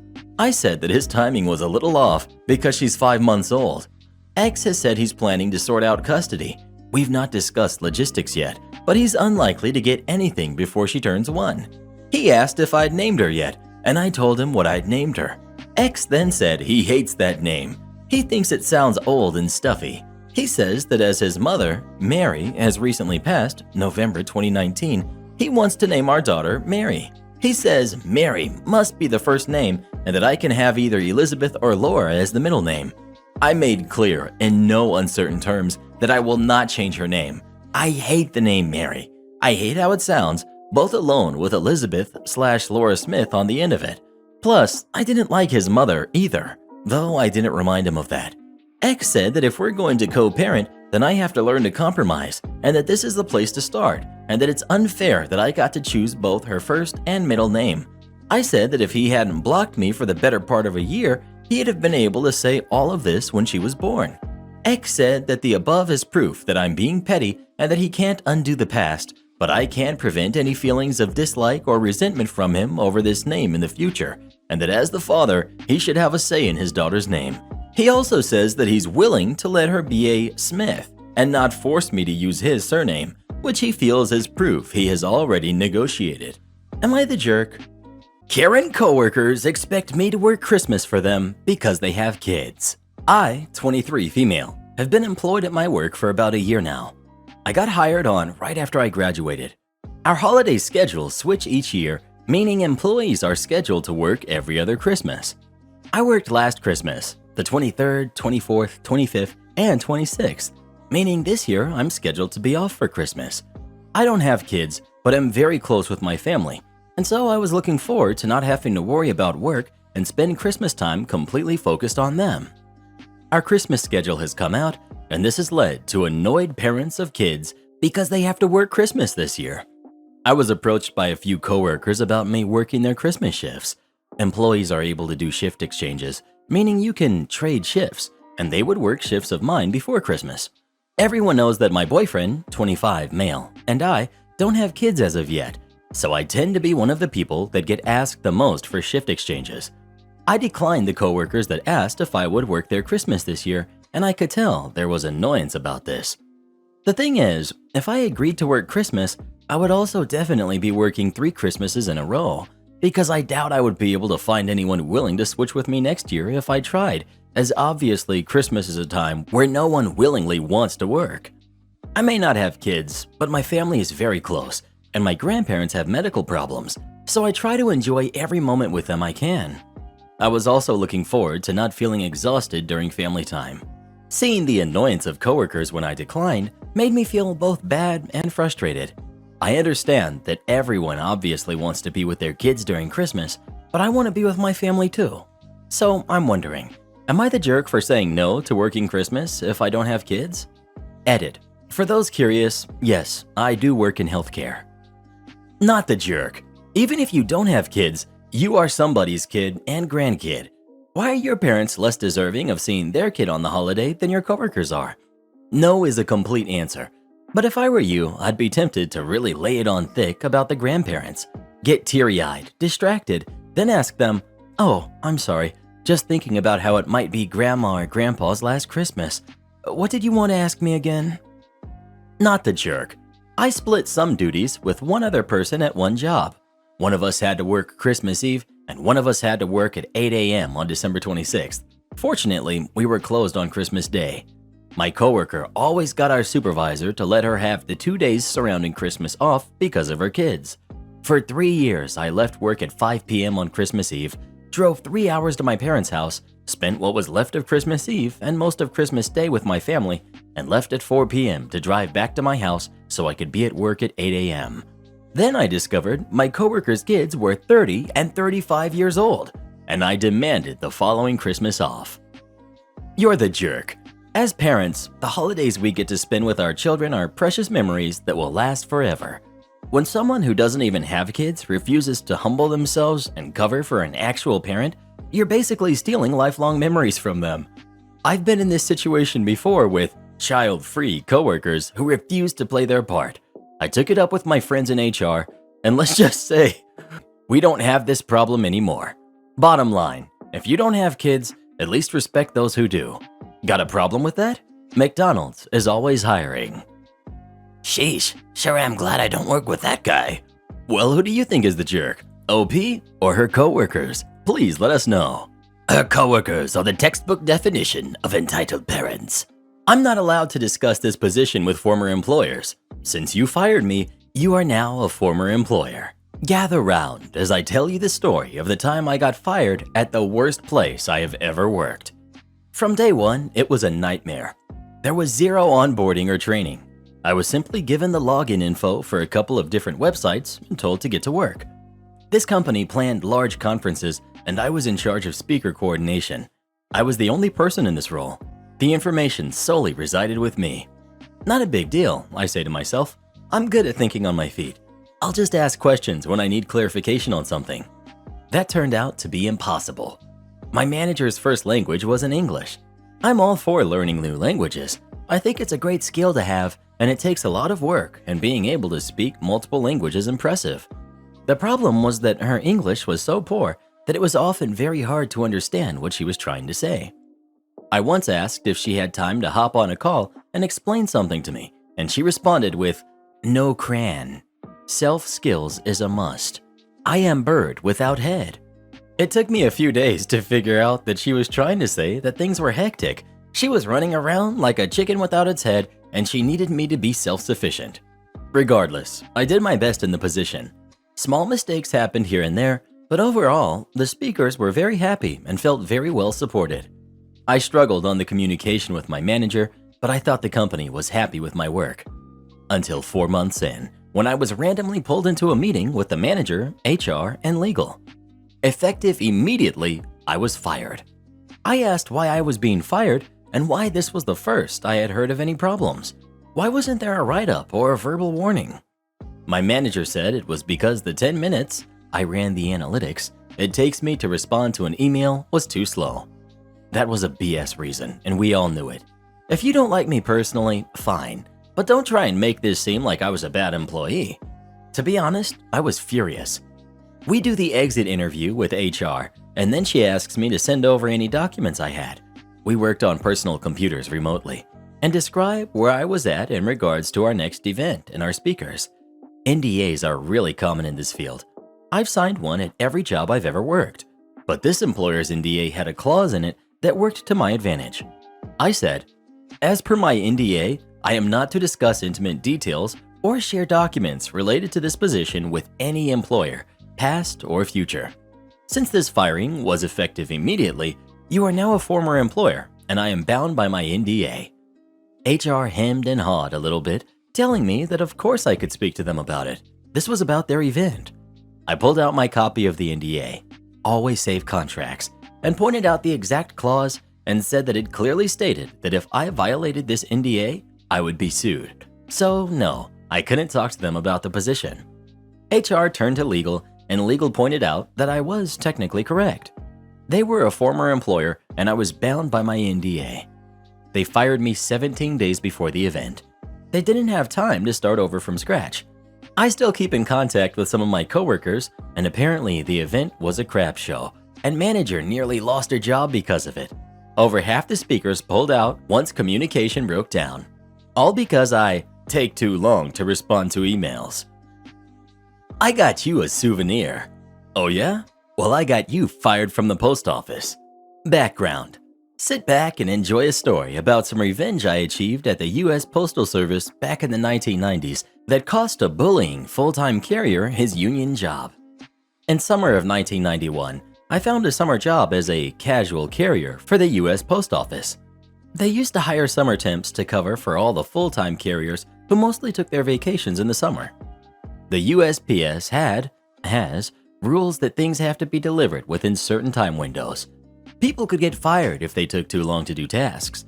Carriers were both openly and secretly monitored and timed on tasks, and we had the first computerized time system I ever saw. They would be secretly followed a few times per year to be sure they were working hard the entire time they were outside the post office. The post office building even had secret back hallways, passive sound monitoring, and hidden raised viewing areas where they could see the sorting floor unobserved. Cameras and microphones were really expensive back then, so this was all done using tricky architecture and the eyes and ears of the postal inspectors. We were supposed to walk over and punch in and out of tasks so that they could track productivity to the second. People walking a delivery route were expected to do it fast, and better routes went to faster carriers. Slow carriers got mercilessly hassled to be faster and were disciplined for slowness. Pre-internet, there used to be a huge volume of mail that got shuffled around the country every day. Quantities of mail that you would find hard to believe compared to what we see now. I was a broke college student home for the summer and was willing to work any hours they gave me, so the supervisors liked me. I was also very friendly with most of the full-time carriers because I was a good worker and didn't rock the boat. Also, the other reasons that you'll see below. I'm a fairly big guy, 6'5" or 195 centimeters, about 210 pounds back then, and I could carry a lot of weight, so that also made management happy. I was also in my early 20s with long legs, so I could move fast carrying a lot of weight. Sorting mail back then was labor intensive and took a lot of time to learn. I had a regular route that I would deliver in the afternoons that was sorted by a regular. I would usually do oddball delivery stuff in the mornings, help move heavy things around, do special deliveries, etc. I would also deliver for full-time carriers that went on vacation or whose T6 was on vacation. Side note, mail delivery is 6 times per week, but full-time carriers only work 5 days per week. The T6 is a full-time carrier who did the 6th day for 5 routes. That way it worked out that everyone only worked 5 days per week. At the time, a lot of retail catalogs were mailed to houses, a lot of them. Some were substantially bigger than current magazines. We also delivered magazines, ads, packages, and samples. A lot of companies would mail free samples of products like laundry detergent, shampoo, and other liquids to be delivered to every house on the route. These were the bane of the carrier's existence because they were bulky and heavy. This slows you down and is physically taxing. Usually, carriers would divide the very heavy stuff up and deliver it throughout the week. On to the revenge.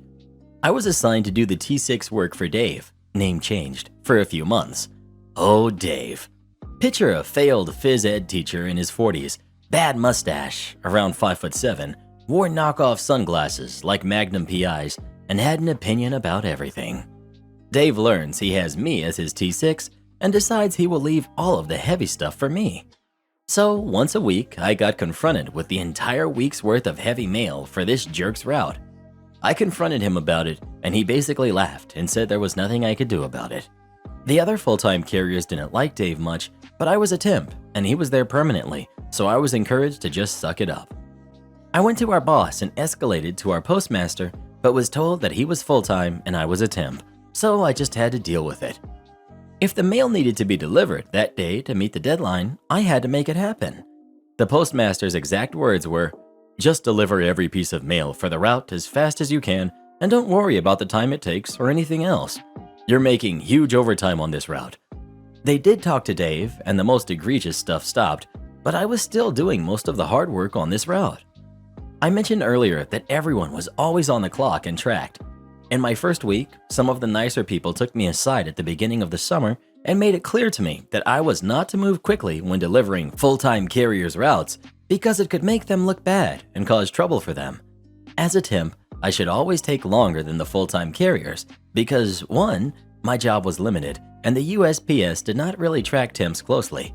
2, I had 0 experience, so everything should take me longer. 3, this was a union shop and they would hate to have to kick my butt for messing up their jobs. And 4, most of these people were awesome and I wanted to be a team player.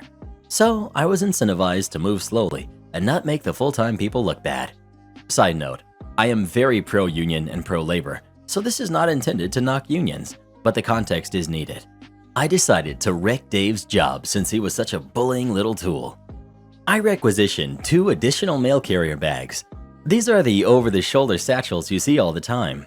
I was asked why, and I specifically told them it was to be able to carry all of the heavy items on Dave's route without having to keep going back to my Jeep to reload along the way. The postmaster personally approved it. After doing Dave's route 1 to 3 times per week, he called in sick a lot too. For a few weeks, I knew it very well and was staying on top of the heavy stuff. Once I was comfortable with the route, I started running it. I would literally load up 3 mail bags for each segment of the route and jog or run his entire route. Dave's route took him about 4.5 hours per day to walk. This was probably accurate for him, and he had been on the route for several years. I would finish it in 3 hours or less, every day, rain or shine, no matter how many magazines, samples, or packages were waiting. No one really noticed I was coming back so quickly and punching back out of delivering his route when I was only doing it a few times per week. I would come back, pick up the other work, and get that done. The fun started when Dave took a 2-week vacation and I handled his route 6 days per week. Since I was doing the work right, there was never a backlog of heavy items landing on me once per week. This made it even easier to jog or run his route as I was back to using 1 mail bag and fast walking/jogging was enough to get it done quickly. I frequently got it done in under 3 hours and never took longer than about 3.5 hours. My personal best was under 2.5 hours. I got pulled aside by my supervisor and the postmaster after the first week. They asked me about my timekeeping practices, and I confirmed that I was doing things correctly. I would punch into his route on departure, keep the appropriate logs, and punch back in when I got back. The postmaster then asked me about Dave's route. I played completely dumb. He noted that I complained about the mail volume several weeks ago and that I used to take 6 or 7 or more hours to get it delivered. I explained that I was spreading the heavier deliveries out over the whole week, and that had really made a difference. He asked me if I was really delivering all the mail and whether I was hiding or throwing away mail, a serious problem if true. I got very offended and told him I delivered every piece of mail for the route every day. Then I dropped the bomb. I told him I was having trouble understanding why this route was budgeted 4.5 hours to deliver when it clearly could be done much faster than that. I pointed out that it was a lot of dense multifamily housing, which means less walking. I told him lots of people on the route seemed surprised that I did not want a soda pop or to sit down and talk for a minute like Dave always did with them. Pure lies. All in my innocent, "Gosh, I want to help the USPS" voice. I told the postmaster that I was delivering all the mail as fast as I could and not worrying about anything else. I jogged the route again for the next 6 days and kept getting it done in much less time than Dave. Dave did not know about any of this.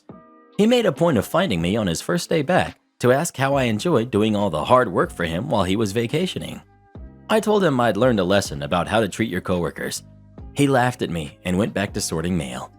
He came back a few minutes later and said he got me a souvenir. He then pulled his long finger out of his pocket. Classic Dave. That was my last week at the USPS and I headed back to college. I kept in touch with some of my friends I had made there, and one of them was very happy to tell me that Dave was fired about 2 months after I left. Due to the massive discrepancy in how long it took me and him to deliver the route, the higher-ups audited his route and discovered that he actually was lollygagging, taking unauthorized breaks, and apparently having an affair with a woman on his route, all on the clock. I, on the other hand, was in great physical shape after all that running and had pockets full of cash for that semester. His regular T6 also got most of the heavy stuff dumped on her, so she didn't get into any trouble for her delivery times because she was swamped with heavy mail on her day. She actually bid for and got the route full-time when Dave was shown the door. I have more stories of my glorious summer at the USPS, but crushing Dave is one of the high points. Am I the jerk for threatening to go on vacation with someone else because boyfriend won't get a passport? Boyfriend and I have been together for a year. We recently moved in together. I'm a full-time law student and he is an engineer. Needless to say, we are both stressed out and in need of a vacation. His family is super traditional and old-fashioned. They live in the same small town they were born in, have never left the country, and are extremely frugal. Like, they won't spend money on vacations. I'm an immigrant. My parents are pretty well off and enjoy traveling and exploring the world.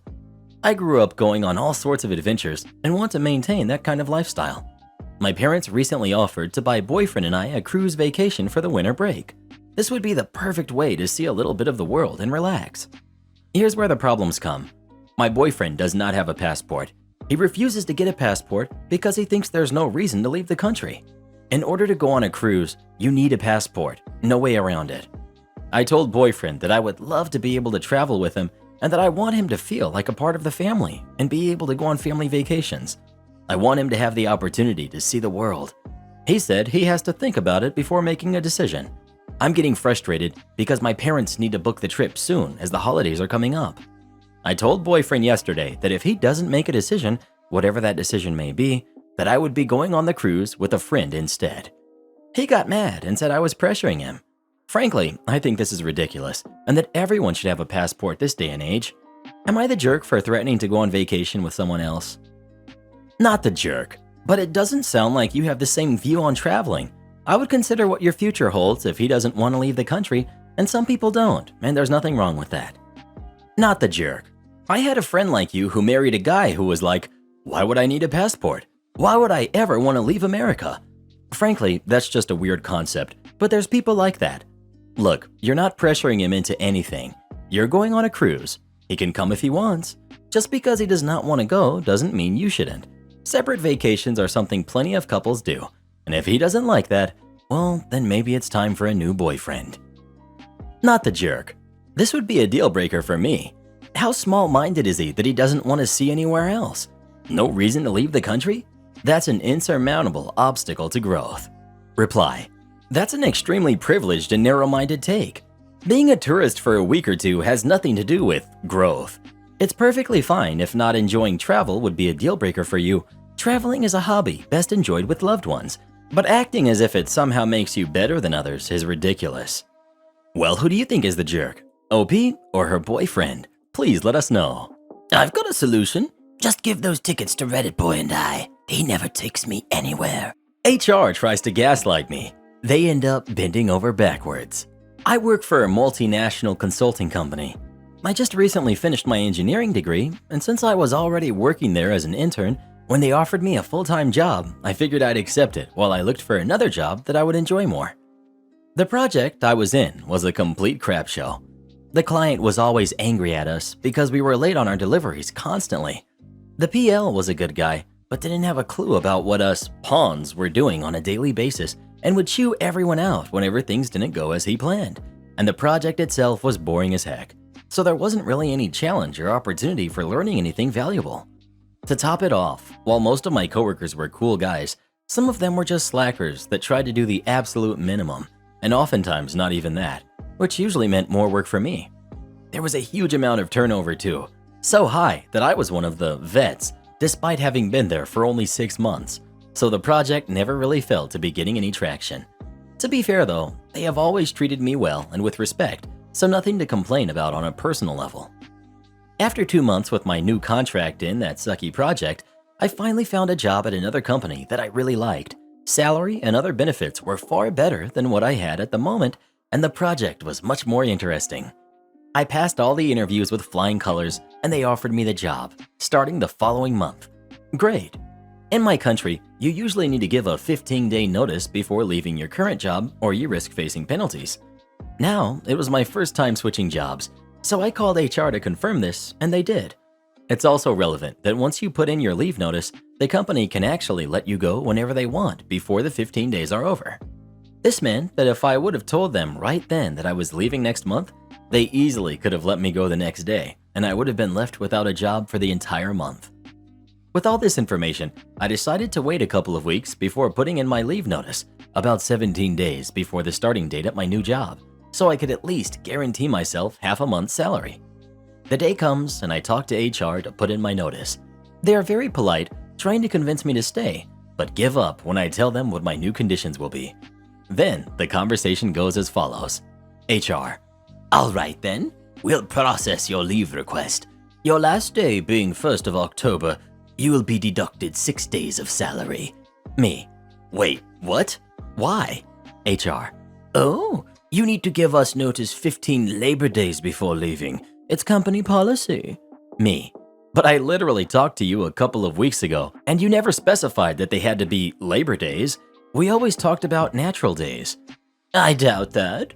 It's always been labor days, not natural days. This exchange goes on for a bit, and I start having the feeling that he's gaslighting me. So I try to think of another solution. Me: I still have 6 vacation days left over. Can't I just take those right after I leave? No, sorry, can't do. Company policy. So here I am, thinking these duplicitous, gaslighting, unhelpful Tobys at HR have got me by the tail. The only thing he does is remind me that company policy is set in stone. Finally, I tell them that I would look into my options and call back. I start going through my contract to see if I could do anything about this, and I gotta say, I struck gold. The contract I signed was a regular, indefinite time contract. However, the first 3 months of it were probationary, which meant that the company could terminate it at any time without repercussions for any reason. I looked it up on Google and I confirmed my suspicions. The same was true for the employee. It had only been 2 months since I signed, so I could leave whenever I wanted, no notice needed at all. With the biggest grin I could muster, I call HR back. Me: Hey, it's OP, calling you back about my leave notice. I just read my contract, and since I'm still on probationary period, I take it I can leave whenever I want, no penalties whatsoever. Like, for instance, right now, at 12:39 in the afternoon. Is that correct? Silence for 5 seconds. HR: I guess we can probably arrange it for you to leave right before the 1st of October if you wish. No duh. Edit: 12:39 in the afternoon, not morning. Reply: I did something similar. In my country, there has to be a 30-day notice that you must work unless the company excuses you from that. If you don't, they have the right to deduct a month's salary from whatever they owe you, vacations, bonuses, whatever. It's customary for workers and the company to get to an agreement, like work for 2 weeks and we'll excuse you. My company had a policy of never excusing anyone from that notice. I worked in IT, holding a lot of knowledge in my head and a lot of code in my machine. I went to HR with 2 written notices. The conversation went like this. So, as I've spoken with the manager, I'm quitting. I wanted to work for 2 more weeks to put my affairs in order and then move on. Would that be okay? As I say that, I extend one of my notices, but don't let go of it. It's our policy to never excuse anyone from the full 30-day notice. You'll be docked pay. I retract my notice and push forward the other one. Okay, I'm quitting immediately. My computer is at my desk with a custom Linux install that the admins can't open, encrypted, as is company policy. I'll be by tomorrow to sign the papers. They called me desperately later that week to beg me to come to work for 2 more weeks and they'd excuse me from the notice. I carried a thing. That means I work at this sporting goods store. I like to pick up heavy things and put them down again. This occasionally needs supplies. I occasionally do things outside, like farmer's carry or stone carry, things like that. This means I have to drag a bunch of weight plates up the stairs from my basement, through the house, out to wherever I'm going to do what I'm doing, and then put them back again. The wife lost her patience with this and told my cheap self to go buy a set of plates to keep in the garage for this purpose. I haven't been able to find any place near me that supplies them locally, so I'm forced to go to the big box sporting goods or online river retail. Since it's a nice day and I don't want to wait for online river retail, off I go to big box sporting goods. I decide on a set of grip plates, pick them up, and head to the register. I ask the young lady if I can leave them there while I go get another pair. The cashier, who probably weighs about as much as the 2 plates I was carrying, asks me to put them on the unused counter to one side of her so she can keep ringing up other customers and come back to her when I was ready. I get back to the heavy things section, grab 2 more plates, and head back to the register. I get there and realize that I should probably restock on tape, chalk, and other things for the outside section so I don't have to run back and forth. Because if I get gym chalk all over the living room carrying that outside, I will certainly encounter La Chancla, ominous music. I beg the cashier's indulgence for just a little longer, leaving 4 plates on an empty register and head back. As I pass the golf shirts, a wild Karen appears. She steps out from between 2 racks directly in front of me, raises both of her hands to snap in my face, and goes directly to the screaming. Now, as you've probably guessed, I'm a good-sized guy. I managed to stop without bowling this woman over, which may have been the most remarkable part of this interaction. Karen. Excuse me? Me. What the heck? I need help. Stomping her foot. Now. Me. I don't work here. Customer service is over there, as I point to the front area. Don't give me that BS. I saw you grabbing things for that girl at the counter. I need to know which of these tennis rackets is the best, and you're going to help me. Me. I don't work here, and all I know about tennis comes from Anna Kournikova calendar I bought. Customer service is over there, pointing again. I've already told you to stop lying to me once, and if you do it again, I'm going to get you fired. Meet me over by the tennis rackets in 30 seconds if you want to keep your job. Me. Yo no trabajo aquí. What does that mean? It means I don't work here in Spanish. I figure there must be a language barrier since I've now told you 4 times and you just don't seem to get it. I'm getting your manager. She stomps off. I finished grabbing what I needed from the heavy things section. Chalk, tape, a couple of straps that were on sale, and a squat box pad because mine was getting worn, and head for the register. Of course, the one next to where I had left the weights wasn't available, so I had to wait. This gave Karen time to catch up. From my description earlier, you can probably guess that I don't exactly blend in. I'm over 6 feet tall, well north of 300 pounds, and have a reddish-brown beard with gray streaks in it. I'm wearing a black t-shirt with a picture of a Highland athlete on it that says, "It's not the length of his caber that makes him great, it's the weight of his stones," on the back. There is nothing about me that says, "Big Box Sporting Goods Employee." She catches up, dragging the manager, shouting, "That's him! He maliciously refused to help me." Manager. Ma'am, he doesn't work here. Karen. Don't give me that. I saw him helping that jerk behind the register. Why would he do that if he didn't work here? She had a name tag. I'll call her Alice. Me. I wasn't helping Alice. I was asking her if I could leave these here while I go get the rest of my stuff. Then how do you know her name? She's wearing a name tag, and you owe her an apology. I don't owe her anything. If she wanted to be respected, she wouldn't work here. Dang. She should be apologizing to me for making me put up with this. Turning to manager and screaming at the top of her lungs. I want both of them fired right now, or I'm calling the police. I'll have every one of you arrested for assault. You can't prove you didn't assault me. Manager. Ma'am, you're standing under a camera. I can prove you weren't assaulted, but please feel free to call the police. It will be a lot easier to fill out the trespass forms if you're still here, and you'll have plenty of time to read them when you're in jail for filing a false police report. Forget you. Forget all of you. I'm never coming back here again. Manager. I'll hold you to that this time. He turns to me and apologizes and gave me a coupon I didn't know about for the weights, and I went on my way. Not as dramatic as some, but still fun. Support our channel by joining as a member today, and we'll give you a shout out in our next video. Or come watch this video next.